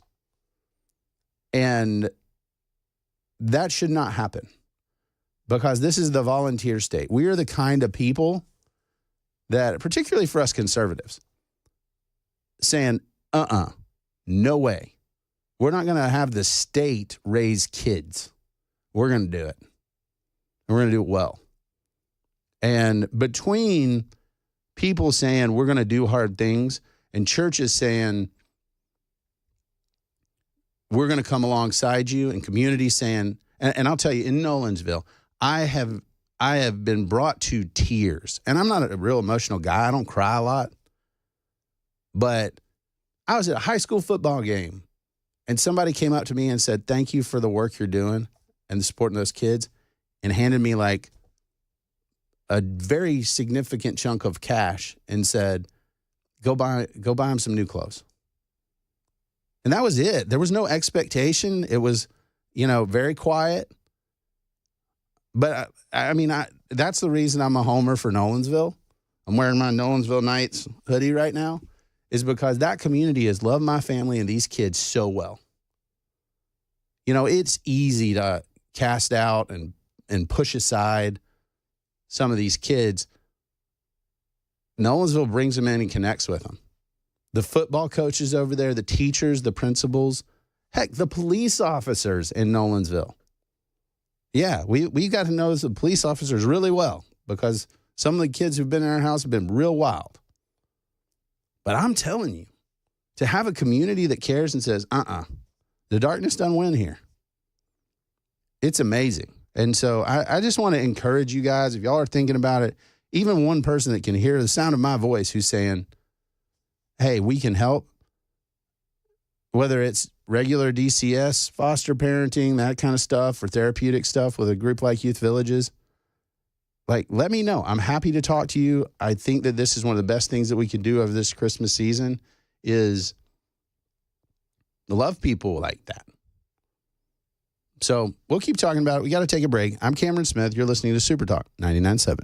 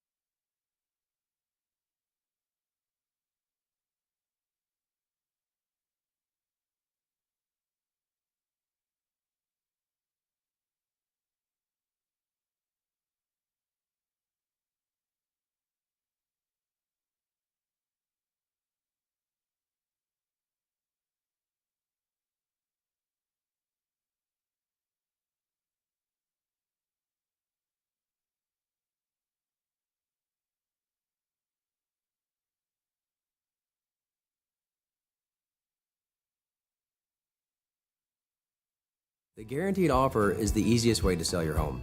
It's really simple. We bring you an all-cash offer. You close in as little as 21 days. No home inspections, no lock boxes, no open houses. Go to markspain.com to get a guaranteed offer and start packing.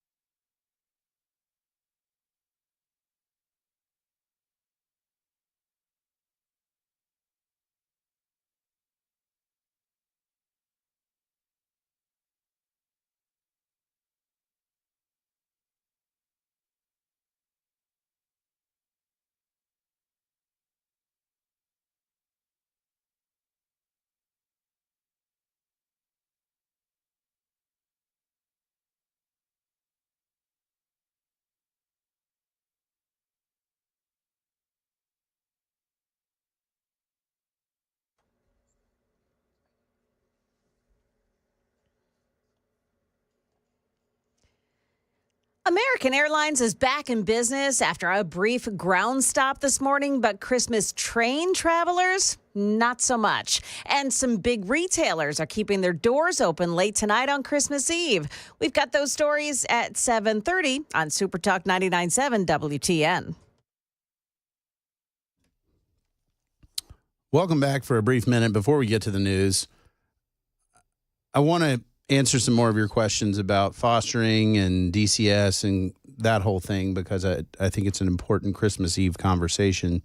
I've also been reading the Ethics Committee report on Matt Gaetz in between the breaks, and some of this stuff is just nuts, and we'll talk about it a little bit later. Most notably, the House... This is the line. I'm quoting from the report. There is also ample evidence that Representative Gaetz purchased and used marijuana. Okay, there's a lot of people that do that. That's it. That's the worst case of the whole thing. Yeah, unfortunately, no. He appears to have set up a pseudonymous email account from his house office in the Capitol complex for the purpose of purchasing marijuana. Wow, guys. That's the line they draw. None of the other stuff, that's the line they draw. Oh, they drew a lot of lines. I know. Yeah, they're everywhere. All of the lines have been broken. But, I mean, come on, man. You're a representative. It's all public record, and you're setting up a burner account to buy weed in the House. It's not that hard to avoid this and figure this out. We'll talk about it a little bit more, continue the conversation about foster care. I'm Cameron Smith. You're listening to Super Talk 99.7.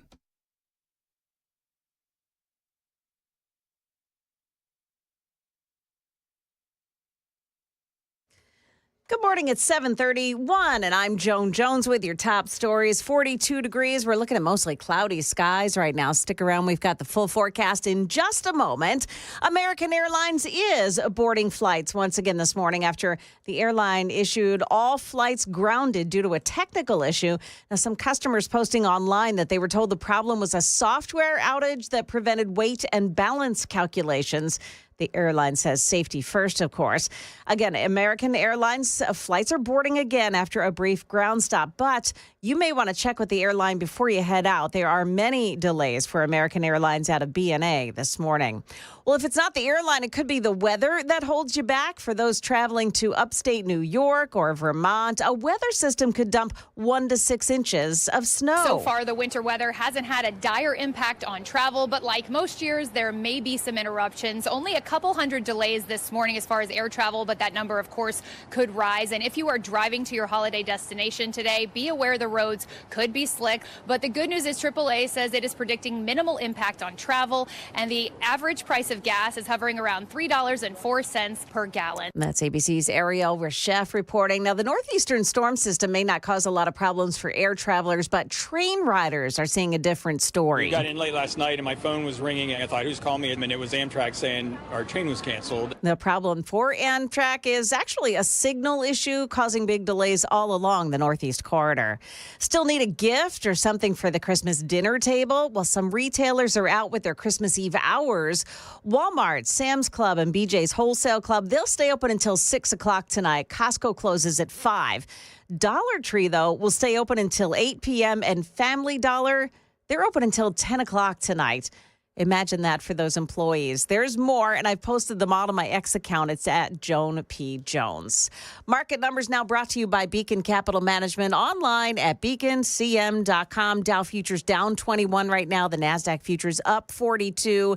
S&P futures gaining 6 points. And the New York Stock Exchange closes at 1 o'clock Eastern time today. That's the latest news, traffic, and weather next. I'm Joan Jones, WTN News.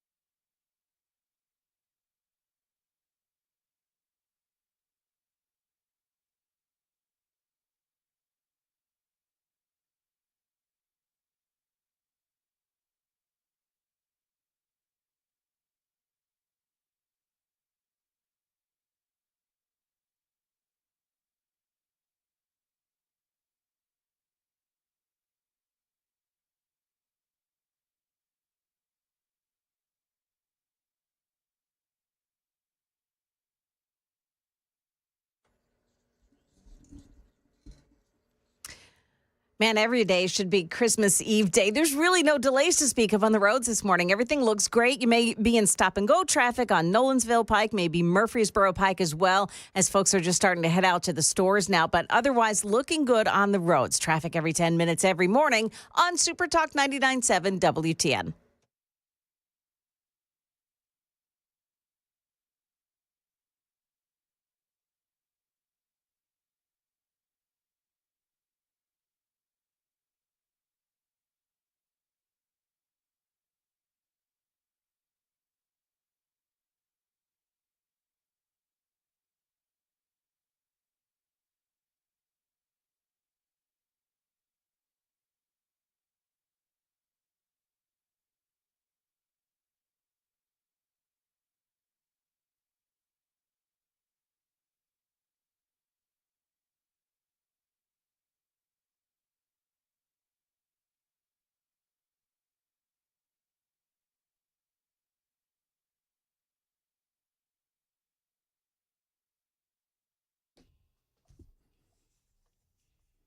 Welcome back to Nashville's Morning News. I'm Cameron Smith, filling in for Dan Mandis. It's Christmas Eve, everybody. And living with a house of 5 boys, I'm looking to procure very strange objects such as a monster truck tire and that we could hit with a sledgehammer, obviously. And one of the gifts we've been looking at for actually several years is a very large wheel of cheese. The boys have seen on the internet the videos of people, I guess they put some alcohol and flame it and then stir the pasta in the cheese wheel. And they're real excited about that. So we're looking at different wheels of cheese, and you can get these at Costco online. And, they range in price from $300 to well north of $1,000 each.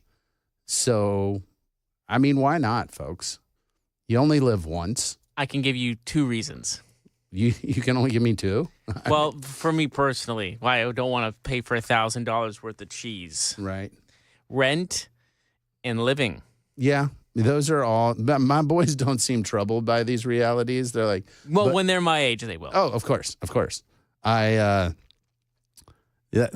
to them seems very obvious that they've made good investment decisions in their green light accounts. They've really done well, and the target is a very large wheel of cheese. And honestly, it does not surprise me that Costco has a wheel of cheese. Of course it does. What kind of cheese? Is it mozzarella or is it No. This is like a Parmesan wheel. That's why those are so expensive. Yeah, those are like real cheese. Yeah, Can you eat it afterwards? Yeah. Okay. So you can break it up and you can eat it. You can restaurants do that. I'm pretty sure when it comes to their pastas, they put it in the actual wheel. They make a hole in it. Yeah. Right. They kind of make a hole. They do it, and then it kind of it's like self-cleaning. Yeah. And then you can cut it out. You can do all kinds of stuff with it. You can roll it. You can lift it like CrossFit with cheese. There's just so many options, and my boys seem rather enthralled by this concept. Man, you lost so much weight. What have you done? Oh, my cheese exercises. Yes. Big wheel of cheese. I do my squats with it. Yes, it's basically a kettlebell you can eat. My PR is 4 cheeses. Yes, and I'm aware that you can get real stopped up if you eat that much cheese, but we have a lot of boys.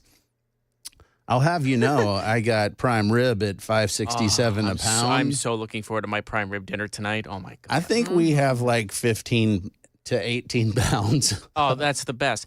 And, okay. One rib, or do you have it's 2. more? It's 2. Okay, thank goodness. Hopefully the chat gets my back on this. They put the string on the prime rib to keep it, and all the juices go in the string. I chew on that string. But it's all the juices of the prime rib are on the string. It's already used, you know. And my mom does this. We split the string. We just chew on the string while waiting to serve the prime rib because it has all the juices of the prime rib in it. The chat, if you guys know what I'm talking about, please have my back on this. I hope it's not too weird. No, it's weird. It's okay weird. though. Yeah.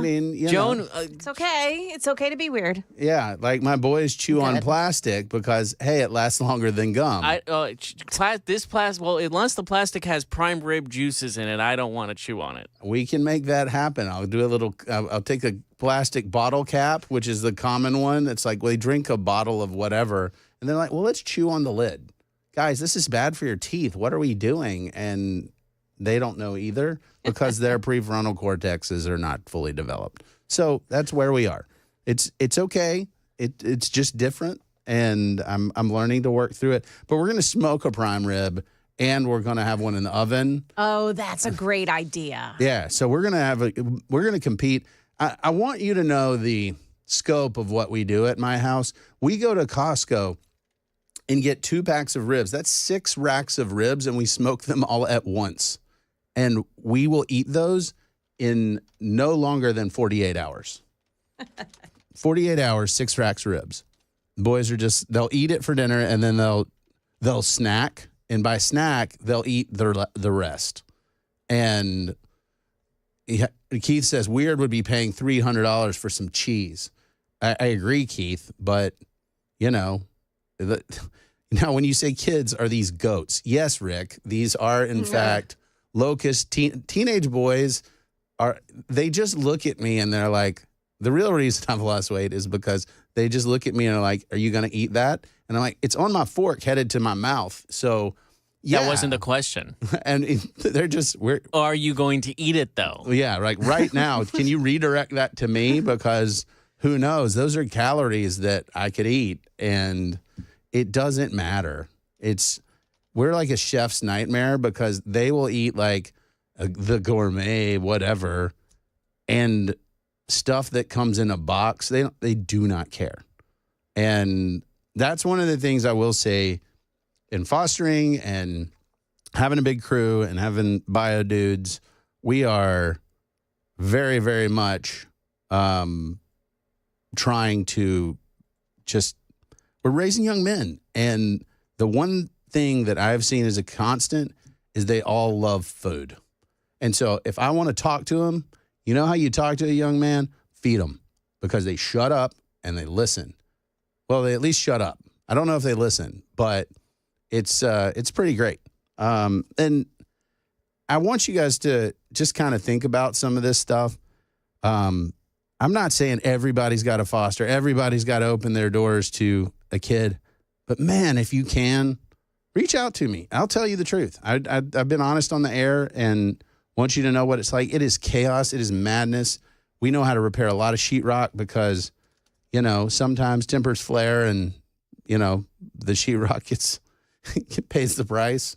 I came home the other day and we because we're silly people, have rubber training swords as you need, and one of those was in the wall in my garage, and there were 2 boys standing there, and I said, "What happened here, guys?" And the answer was, "Well, he hit me with a hockey stick, so I threw the sword, and I missed." And so that's a fair assessment. That's but that's what it's like, and it's okay. There's nothing. I know that sounds crazy and chaotic, and it is, but man, to watch somebody who has had a rough run of it for a long, long time feel like they got a place, and it may be a weird place, but it's theirs, and it is just all the difference in the world. I'm hoping for some difference in the traffic report because that would mean that we found some cars. Did we?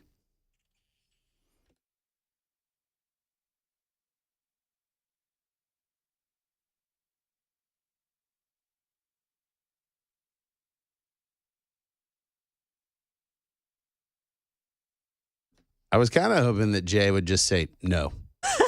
We have found no cars. Just a 5-second no. No. I'm Jay Harper. There's no traffic at all. In fact, we have looked for the cars and they're gone. I'm going to bed. I'm Jay Harper. I love Jay. So Superdog text line 615-737-9986. 2729 says, your house reminds me of Cheaper by the Dozen house. My house reminds me of an insane asylum. And the inmates don't run it, but man, they make it weird for everybody. They're starting the mutiny. It's not there yet, but it's getting close. No, we have very good conversations. And I actually did this, so I'll tell you, here where you have some time to discuss now that we're at Christmas Eve. I opened the front door, and we're sitting, talking in the sofa in the living room, and we have a straight shot from the sofa out the front door. And so I asked one of the boys, I said, go open the front door. And I said, what's out there? I said, well, the outside. And I'm like, well, obviously, what's out there? And they said, well, the street and trees. I said, the whole world is out there. The world is your oyster. If you don't want to be part of the program here, and you think and know you can do it better, and you can provide for yourself and build a family and live a flourishing life at this junction, the door is open. You can feel free to go. Every last one of you. But if you don't think you quite have it yet, and you think you might want to learn a little bit more, you're welcome to stay. But that door goes one way. And once you go out there, and I hope you do someday, I want you to be prepared for it, because you can always come back and visit.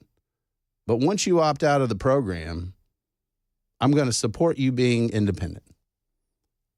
And you know what's funny? No one walks out the door. And then I don't have a problem. I don't have a mutiny. I don't have anybody telling me, now they're crazy, and we got to learn and deal with ordering our emotions and all that fun stuff. But that, yeah, I mean, I tell them at any time, you think you can do it better? Then by all means, please do. And I think challenging young men to grow and do those things and learn and put it in perspective for them actually helps them out a lot. And, you know, my way of doing things is I treat them like young men. I don't treat them like babies. And life is tough. I want them to be resilient. I want them to learn. And mom is there to say, you know what? I support you. I want you to be okay when you're sick, when you're struggling. Let's talk. And we're both there with different ways and different styles, and it changes the game. And if you have the capacity to do that, it doesn't matter whether you have a lot of money, whether you have a little money, whether you're super smart or not. If you say, I love you enough that I'll open my house to you, then, man, that's a big deal. You know, while we're talking about Christmas and Bible verses and things like that, 1 John 3, it's one of my favorite verses ever. 1 John 3, 16 through 18. Think about this in light of our conversation. This is how we come to know love. He laid down his life for us. We should also lay down our lives for our brothers and sisters. If anyone has this world's goods and sees a fellow believer in need but withholds compassion from him, how does God's love reside in him? Now here's the kicker. Little children, let us not love in word or speech, but in action and in truth.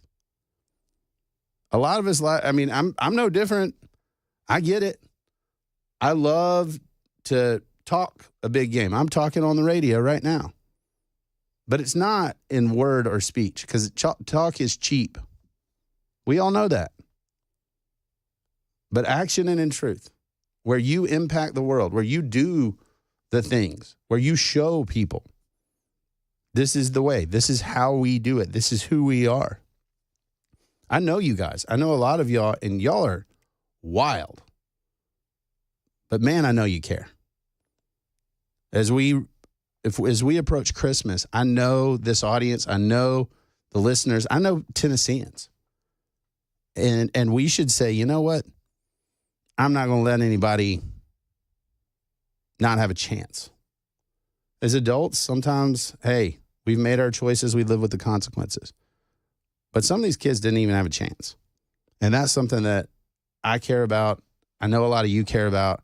I want to help you guys make these choices and do what we can to be the answer. Not depend on some politician to fix it for us. I don't need DCS reform would be great. I have policy aspirations. I talk to the political folks about that. But this is bigger than that. It's When kids don't have an opportunity because adults make mistakes, first of all, let's help try to bring those families back together. But if we can't, we're going to help those kids. That's the kind of people I know we can be. And so anything I can do to help y'all be able to do that, man, there's no better calling. We got to take a break. Bobby, I see you on the line. I'll get to you when we get back. I'm Cameron Smith. You're listening to Super Talk 99.7.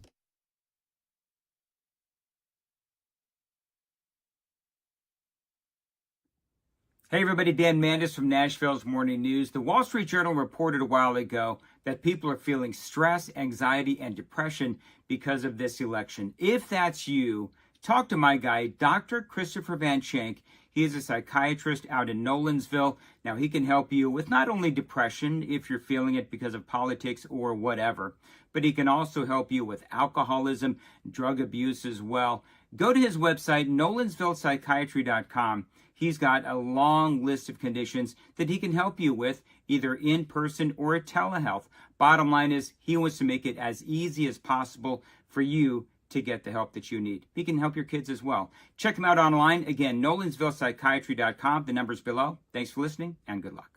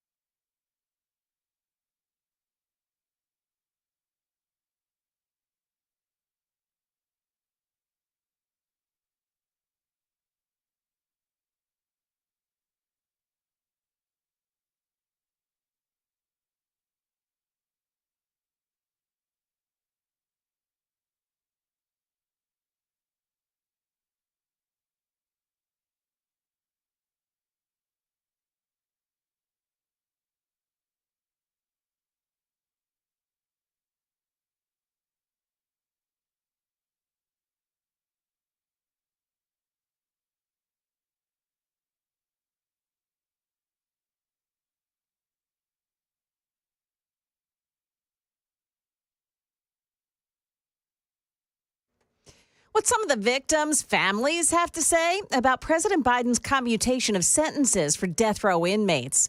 Also, if you haven't already done it, better check those Costco eggs in the fridge. Some of them have been recalled. We've got those stories coming up at 8 o'clock on Super Talk 99.7 WTN.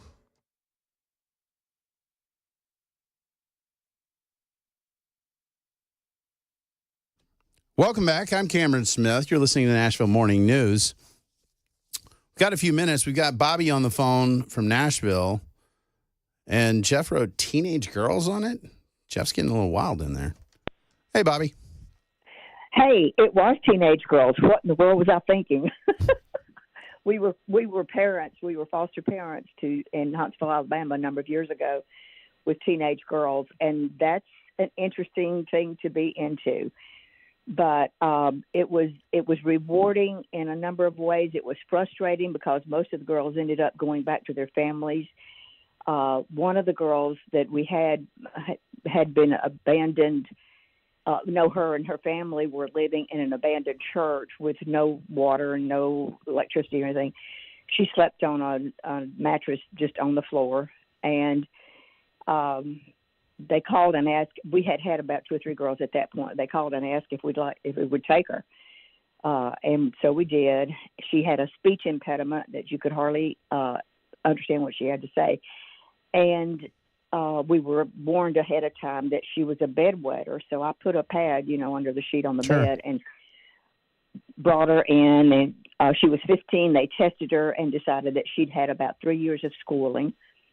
And so we tried to get her all settled. And that very first night she was in the house, I heard this, mother.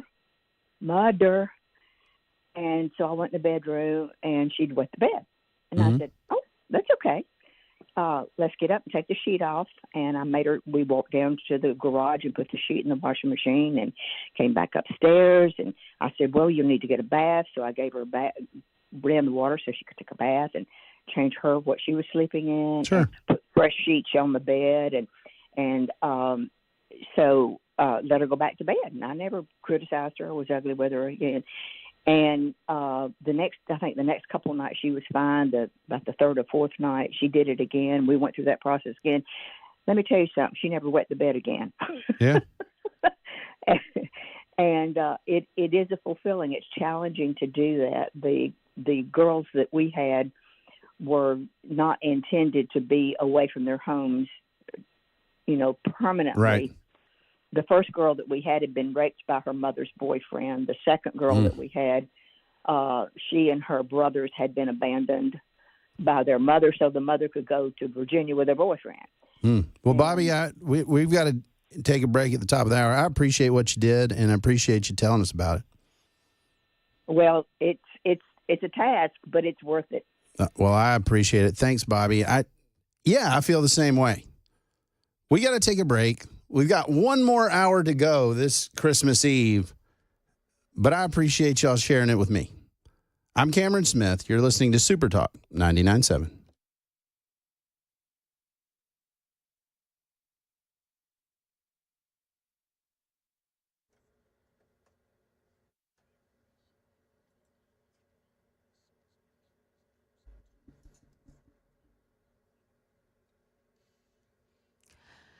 Good morning. It's 8 o'clock. I'm Joan Jones with your top stories. Cloudy skies. It's 43 right now. Stick around for the full forecast. American Airlines is boarding flights once again after a brief ground stop due to a technical issue earlier this morning. But there are several arriving and departing flights that are showing as delayed now at BNA. So if you're headed to the airport, it's always good to check your flight status first. A freak accident in the parking lot of the Longhorn Steakhouse at the Avenue in Murfreesboro last night is now under investigation. Channel 4's Lydia Fielder explains. A woman was helping a man get inside an SUV. It was modified to be used as a mail carrier, which means it has an accelerator and brake pedal on the passenger side, too. That man is in a wheelchair, and police say the man accidentally pressed the gas, causing that car to reverse and spin out of control. Now, a woman was pinned between that SUV and another car. She was taken to the hospital in critical condition.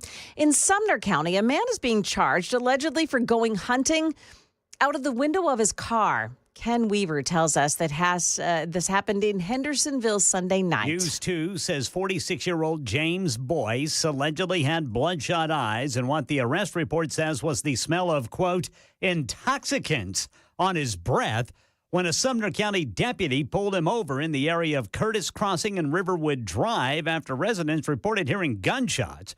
The report says Boyce's passenger told a deputy the men had been duck hunting that morning, but this was in the middle of the night the following morning, and authorities say that didn't jive with the fresh blood on Boyce's clothes and skin in the back of the vehicle and 3 freshly killed deer at his home. Ken Weaver, WTN News. We are following reaction from the victims' families after President Biden commuted nearly all of America's federal death sentences. ABC News national correspondent Stephen Portnoy. Heather Turner, a woman in South Carolina whose mother, Donna, was killed in a bank robbery in 2017, called Biden's action a gross abuse of power.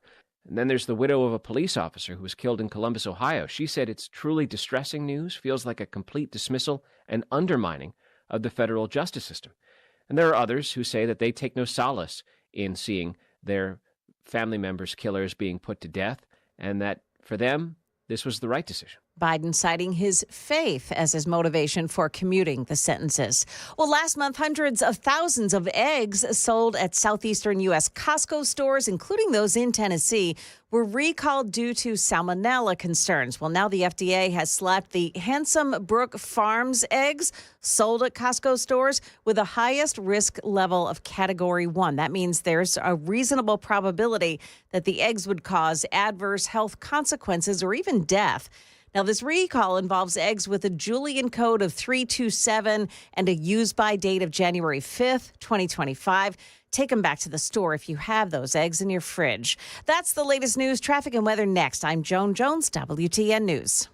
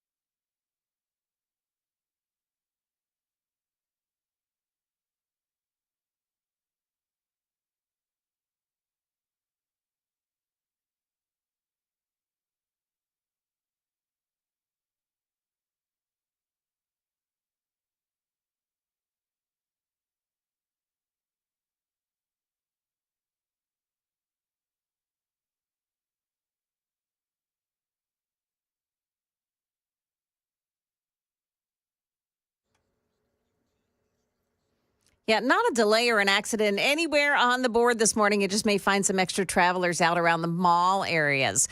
Traffic every 10 minutes every morning on Super Talk 99.7 WTN.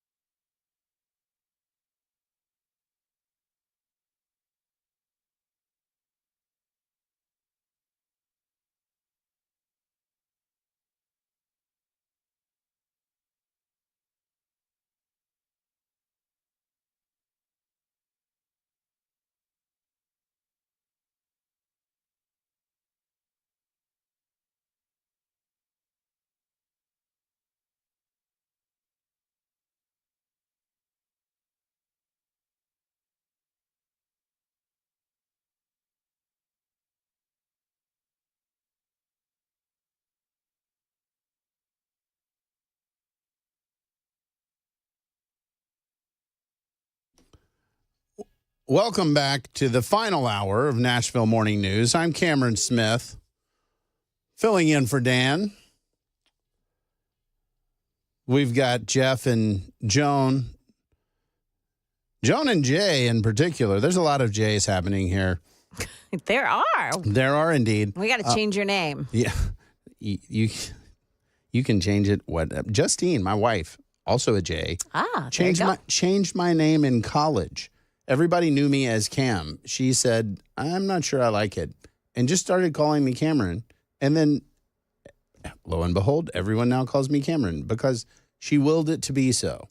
So I have a positive affection for another J in my life. So let it be written, so let it be done. Which is insanely terrifying when a woman just decides, I will change your name now. You're like, okay, whatever. And then there you go. But Cameron is your real name, right? It is. Okay. It is. She's just like, I don't like nicknames. Okay.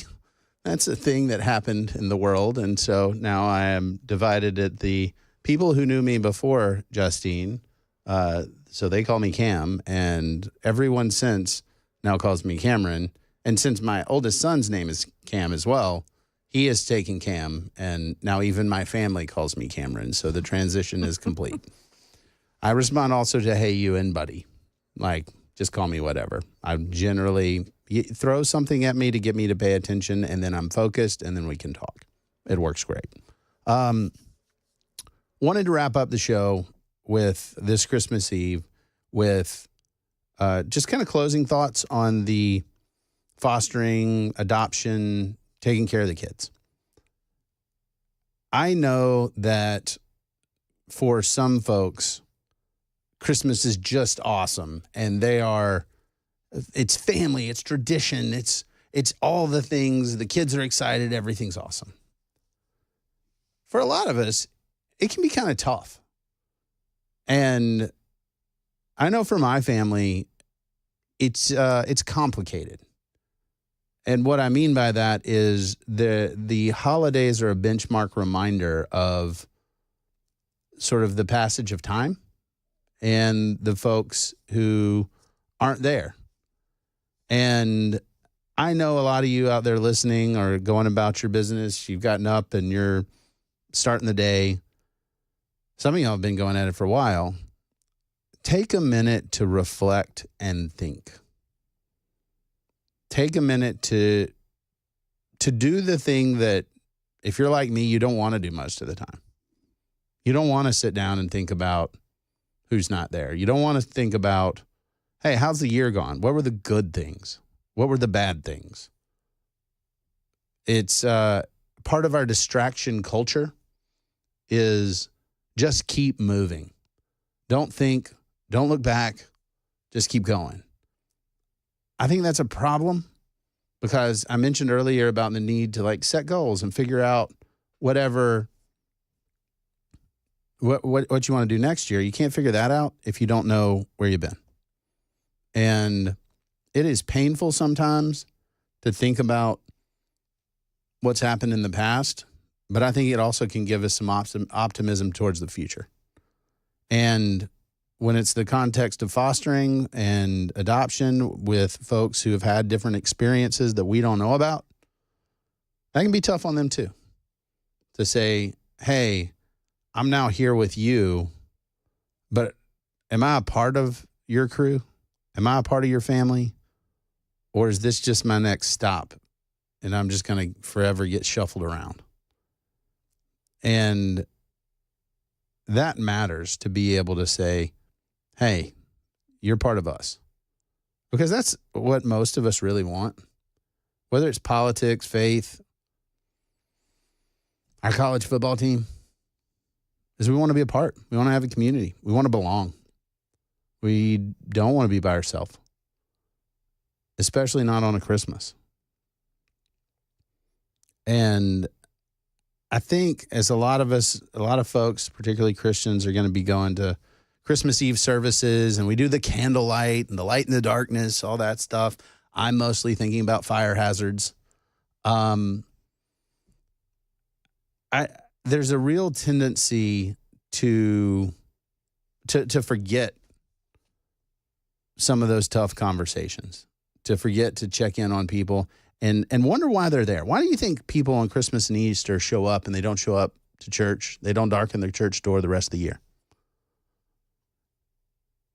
It's because I think there's something in our souls that wants to believe, to know that there's a Savior who can address what's broken with us. And this time of year, it's acceptable, right? There's not going to be somebody, showing up your house and all that stuff and saying, what do you believe? If you die, do you know where you're going? Nothing wrong with those questions, but they can be a little intimidating. And so folks say, hey, I'll give it a shot. And I would urge all of y'all who see somebody new in church, if you got any connection with them whatsoever, say hi, encourage them, connect with them, and say, I know you're there about your families and you're watching those kids to make sure that candle wax doesn't drip on their nice Christmas clothes. I think it's really important, though, to look for the folks that hang out near the back, the folks that say, I'm not even sure I'm okay to be here. Because those are exactly who Jesus came for. And to kind of bring some of this full circle, when my wife and I first started doing foster care, I thought that I was going to help these kids. I was like, I'm going to do a good thing. It'll be tough, but I'm going to do a good thing. And what I realized in this is I'm not so different from them. I'm not a savior. I can't save anybody. I just want to belong. I want people to look at me and say, hey, I love you just the way you are. Wanted it my whole life. And I realized that over the course of life, I have damage, I have trauma, I have stuff that happens that I'm like, man, I wish that didn't happen. And so do these kids. And I think a lot of us can connect with that. A lot of us can look around and say, yeah, okay, it's Christmas Eve. And we know pain. We know the struggle. We know what's going on in our own lives. We know what we don't want people to know about and see. And a baby in a manger seems like a really strange way to respond to all that pain and hurt and darkness and stuff. But that baby in that manger is the reason and the pathway to redemption. To God saying, I love you enough that while you're a sinner, while you're dark and damaged and broken, I don't need you to do anything or be great or earn it. I just need you to know who I am and what I've done for you. And that resonates across time and space. This event that we're celebrating, that we're talking about, matters so much that it literally divides time itself. It's divided by the life of Christ. And the lines on the road are also dividing lines, but there appear to be no cars, but we'd still need to check.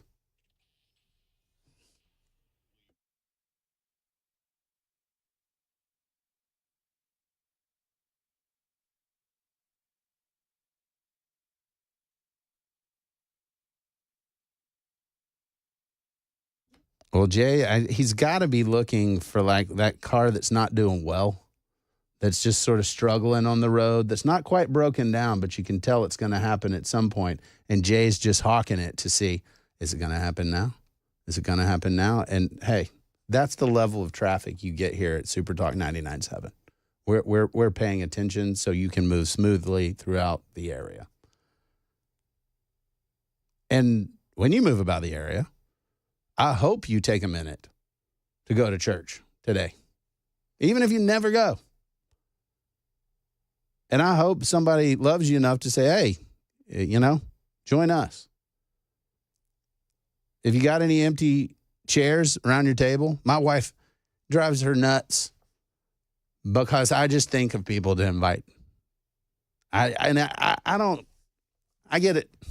Some days I don't think I like people, but man, around the table to bring them in, like y'all can do this. We can do this.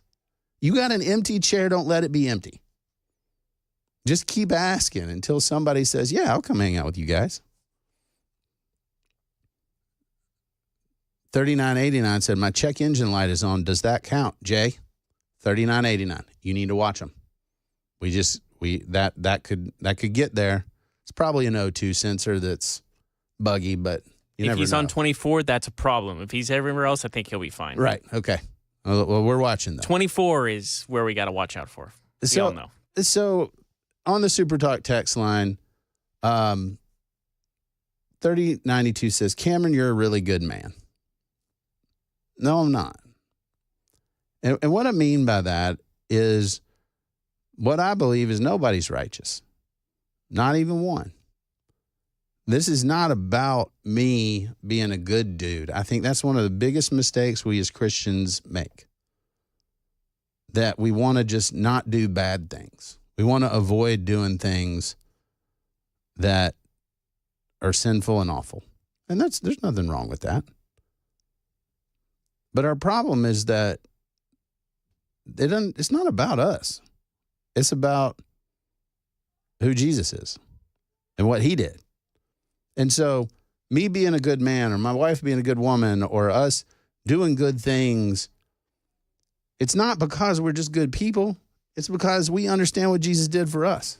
And that while we were unworthy and while we were literally the enemy of God, God sent his son to die for us. And that's a powerful driver to say, when I wasn't lovable, I was loved. And that's something that there is no more powerful Christmas message. You're not going to hear it from a pulpit or anywhere else because that's from God himself. And I want us to understand that idea of loving in action and in truth, not just word or speech, but action and in truth, is the game changer for our culture. You want to solve a political problem? Love in action and in truth. You want to solve a spiritual problem? It's right there. Cultural problem. It's right there. You're struggling to parent your teenager. 1, welcome to the club. 2, action and in truth. Love them that way. When they're unlovable, love them. And that's one of the toughest things that I've had to go through recently is, man, parenting teenagers is hard. They're just really, any of y'all that have done it, wow, I'm impressed. But I think to be able to understand and have a little humility, our culture is anti-humility. Have a little humility to say, you know what? I can love you because I was loved first. Because I gained my identity and sufficiency from God's love for me, so I can love you even when I don't want to. Because I can tell you, when it comes to parenting, fostering, any of this stuff, it's tough. And it's easy to throw in the towel and be like, I'm not successful. This is not working. I don't like it.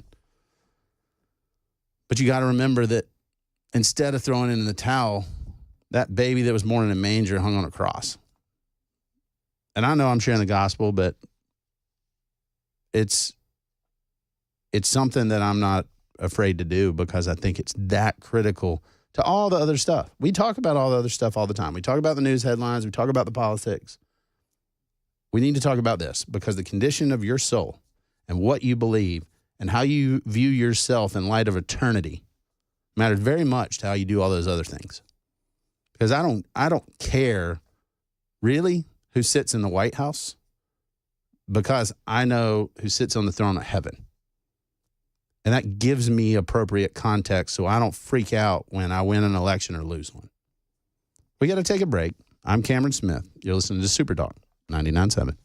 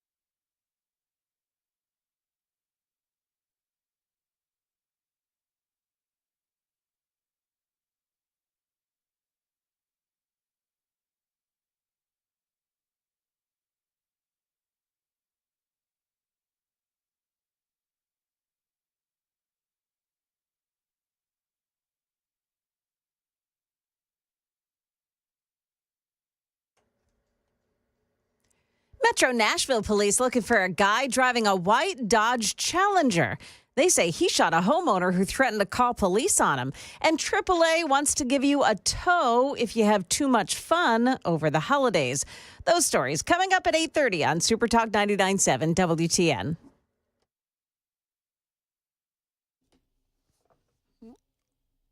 Welcome back to Nashville's Morning News with Dan Mandis. I'm Cameron Smith filling in. I need y'all's help. So I get the news last night that Christmas is canceled. And the reason why is that my mom and dad both tested positive for COVID and aren't feeling great at all. And so they're doing we're going to hunker down here. And so that means our family's doing its own things. All the kids are doing their own Christmases. And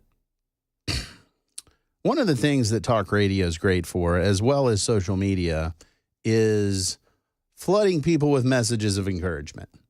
So my mom and dad, I have taken the liberty of tweeting out their cell phone numbers. And you can follow me at D. Cameron Smith, or again, hashtag TNPolitics. But if you could just give them some words of encouragement, it would just really make all the difference in the world this Christmas Eve, because this is our time as a family where we all eat together and hang out, and there's 20-something of us at my mom and dad's, and I know the quiet house, while they're feeling bad, is going to be a little rough. So, like I said, over on X, just go over there, and both their cell phones are right on my Twitter. I just tweeted it out. You can look at hashtag TNPolitics or at D. Cameron Smith on X and just check in on them. You know, they like to hear, especially my dad. Whenever my dad gets texts from strangers, he's going to do two things. He's going to tell you about Alabama football and Jesus. So just so you know, that's how it's going to go. But he has never met a human he doesn't like to talk to. Maybe a little slow on the draw since he's winged with COVID. But if y'all could help me out on that, I personally would really appreciate it, because, you know, they're used to having family around for Christmas and they're doing their quarantine thing. And allegedly, the Christmas tree they bought is because they've been feeling so bad. My crew offered to help, but Dad didn't take me up on it, and it's out in a bucket. And I got to put some lights on that sucker. So help me out. Go check out the Twitter. We got news, and we got to do that right now.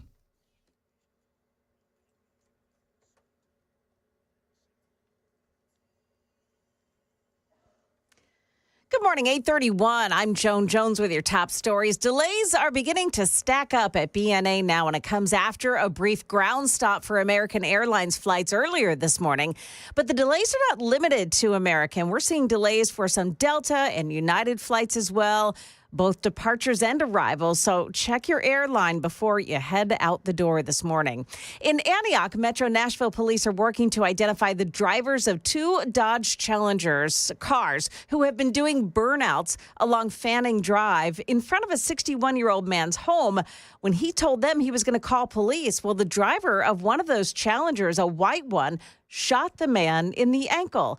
3 days later, that man's home was also set on fire.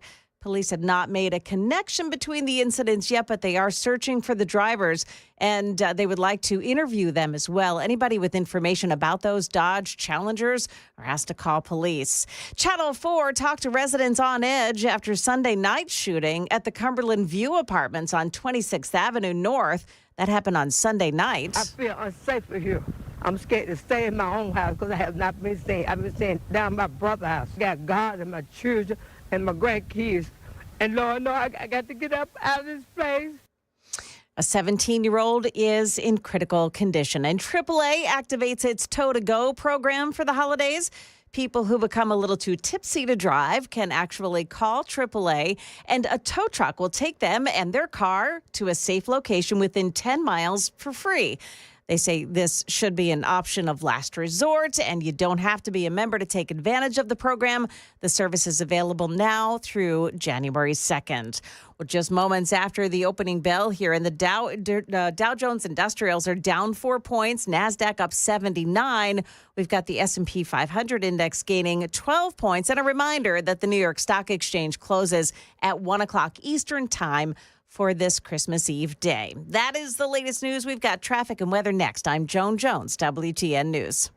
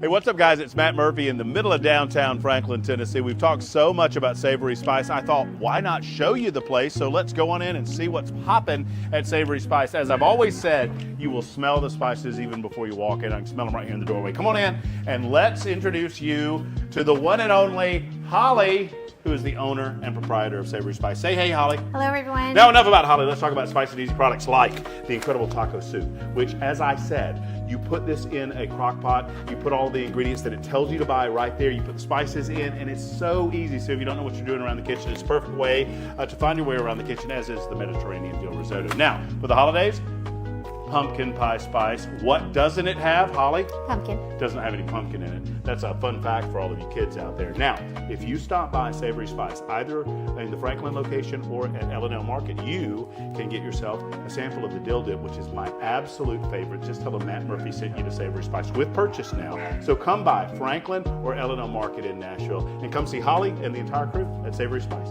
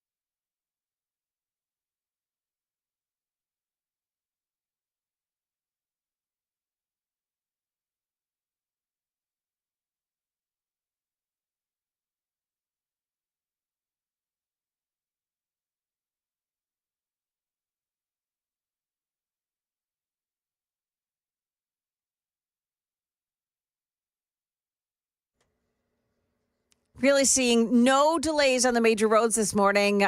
There may be some mall traffic to deal with if you're heading out the door. And keep in mind that there is a T-dot holiday, so no added lane closures for road work unless it's an emergency. So most of the construction sites that you normally see won't be operating until after January 1st. Traffic every 10 minutes every morning on Super Talk 99.7 WTN.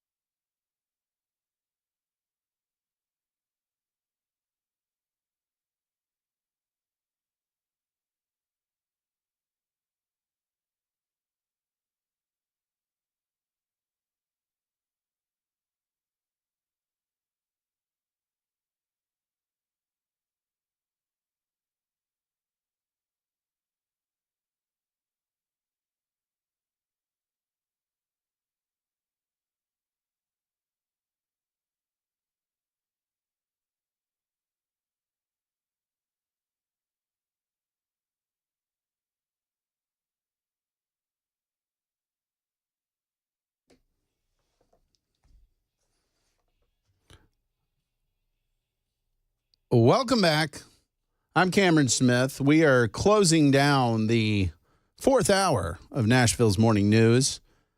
I see over on X that Representative Tim Burchett has said we should never have given the Panama Canal away. So there you go. I believe that was Jimmy Carter. Freaking Carter. So thank you guys for responding so quickly to my request to help out and wish my parents who are stuck at home with COVID a Merry Christmas. I also, for those of you who have texted in about the cheese wheel, I have tweeted out an example of the cheese wheel on fire with the pasta and stuff. So you can see what I'm talking about. So don't sound like a crazy person. At D. Cameron Smith on X. That's where you can figure out how to text my parents and wish them a Merry Christmas as they're convalescing. I got to get over there and put up their Christmas tree and put some lights on it because I don't think they're doing so hot. 5025 asked if I could give a shout out to the first responders and hospital workers out there who are working. Yes, we started early at the 5 o'clock hour by pointing out, hey, all of y'all that are working, all of y'all who are serving the public, who are grinding away today, thank you. I really, really appreciate it. We had all the trash workers and garbage guys earlier doing their thing, making sure trash doesn't pile up because, man, I know there's a lot of trash that gets generated over Christmas. And those guys, you know, a lot of times they get hollered at and said, well, you didn't return the bin correctly or a bag tore or something. So people notice when it doesn't go well. But we need to notice when it does. And so I appreciate you guys working. So, yeah, and the hospital folks, again, my crew especially, all you folks in the Williamson County or Williamson Medical Center ER, appreciate what you do and the convenience of being able to check in with you when we do silly things. So, you know, it's been nice to get to know you all over the years. Postal workers, yeah, everybody, guys. It matters. It's Christina on the Super Talk text line says, I don't do religion, but wanted to say this is a great Christmas for several families. She's donated a kidney, a piece of liver, and heard last week that both gentlemen are doing great. Way better than before the surgery. And she said, you know, even with all the pain and recovery, I'd do it all over again.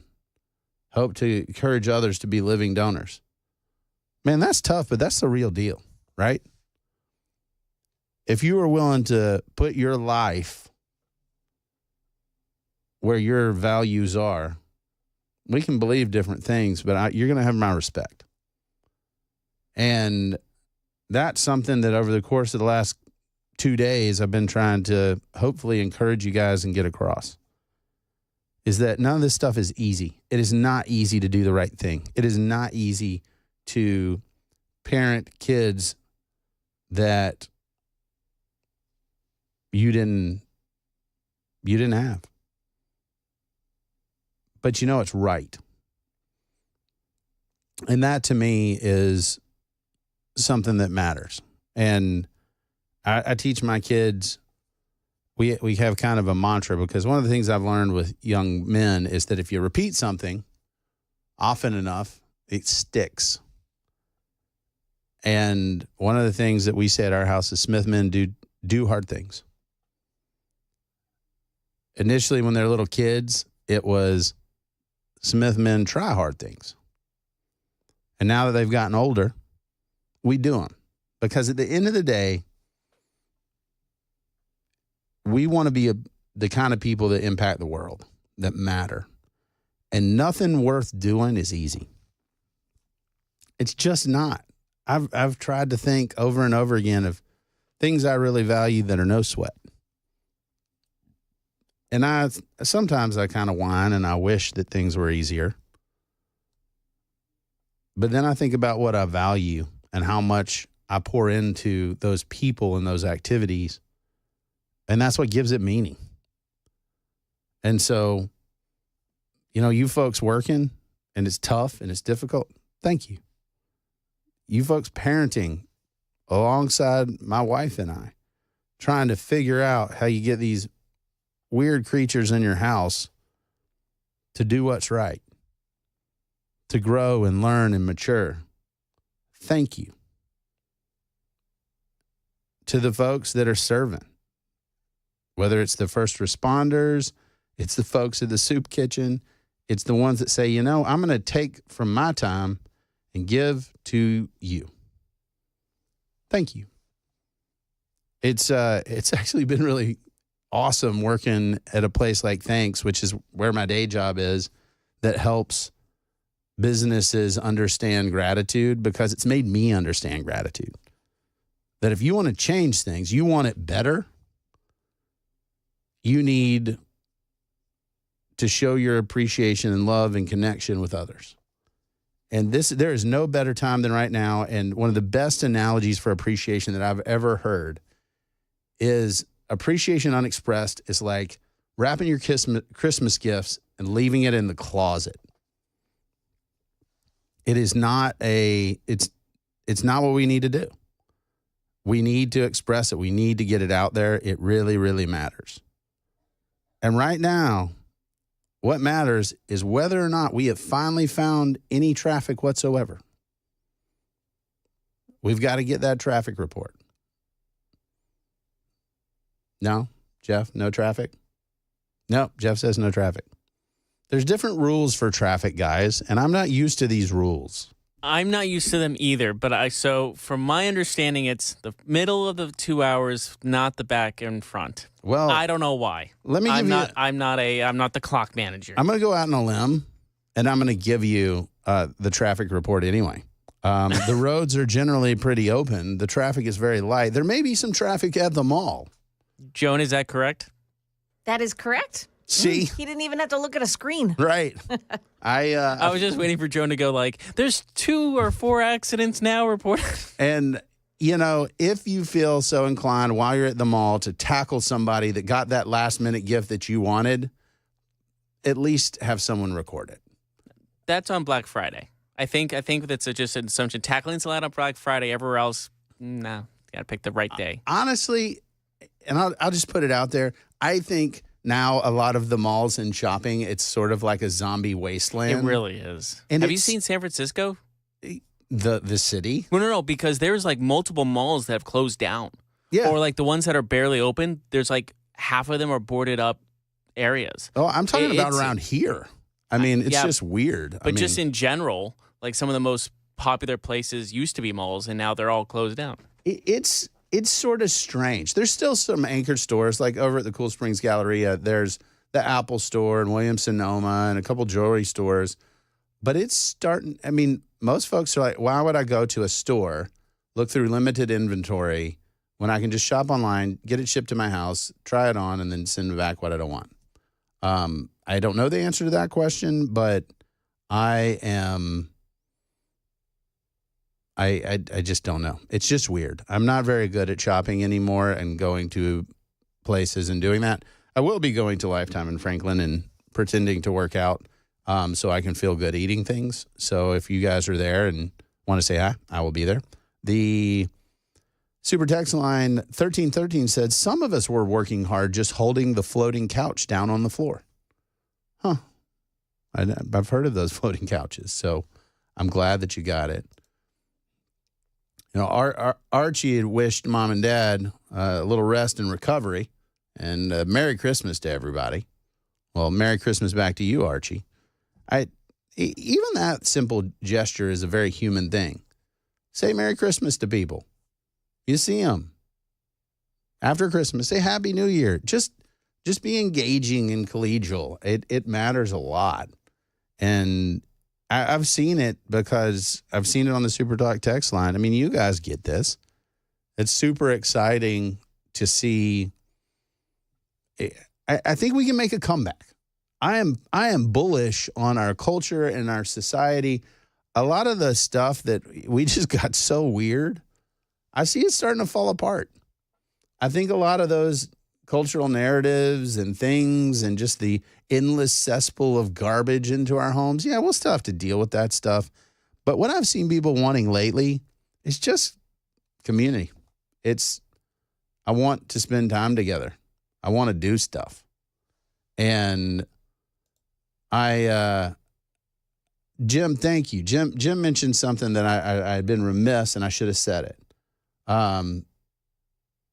I really appreciate those who are serving our country abroad, whether, Jim's son-in-law is deployed to Kuwait with the Tennessee National Guard. Even if it's not an active military zone, you're still away. And I'm friends with a lot of military families, and I see what they go through. And to be at the holidays and you get to see somebody at awkward hours over a FaceTime chat or a Zoom, that's tough. So thank y'all. Thank you very much for not just your service, but the service of your families. It really matters to us, and just know that, again, not forgotten. And we've got folks all over the world who aren't here. We've got folks out on the streets keeping us safe. We got all those people, and we need to be appreciative. And I'm going to tell you, when you see somebody that doesn't have a place tonight, frankly, I think you should do this all the time, but I'm not your boss and I'm not preaching to you on it. But if you see somebody tonight that doesn't have a place, bring them to your place. Pull up an extra chair at the table, because you want to change the world. That's how you do it, is let people know that they're not alone. And you guys are such a great audience. You are so thoughtful, so caring. Don't just say it, do it. And if we do that, we're going to change everything this Christmas. And then if we keep doing it, we're going to change a lot. And it's going to be exciting. And we're still jaw about politics and college football. But man, it's going to be a better world. We got to take a break, wind this thing down. I'm Cameron Smith. You're listening to Super Talk 99.7.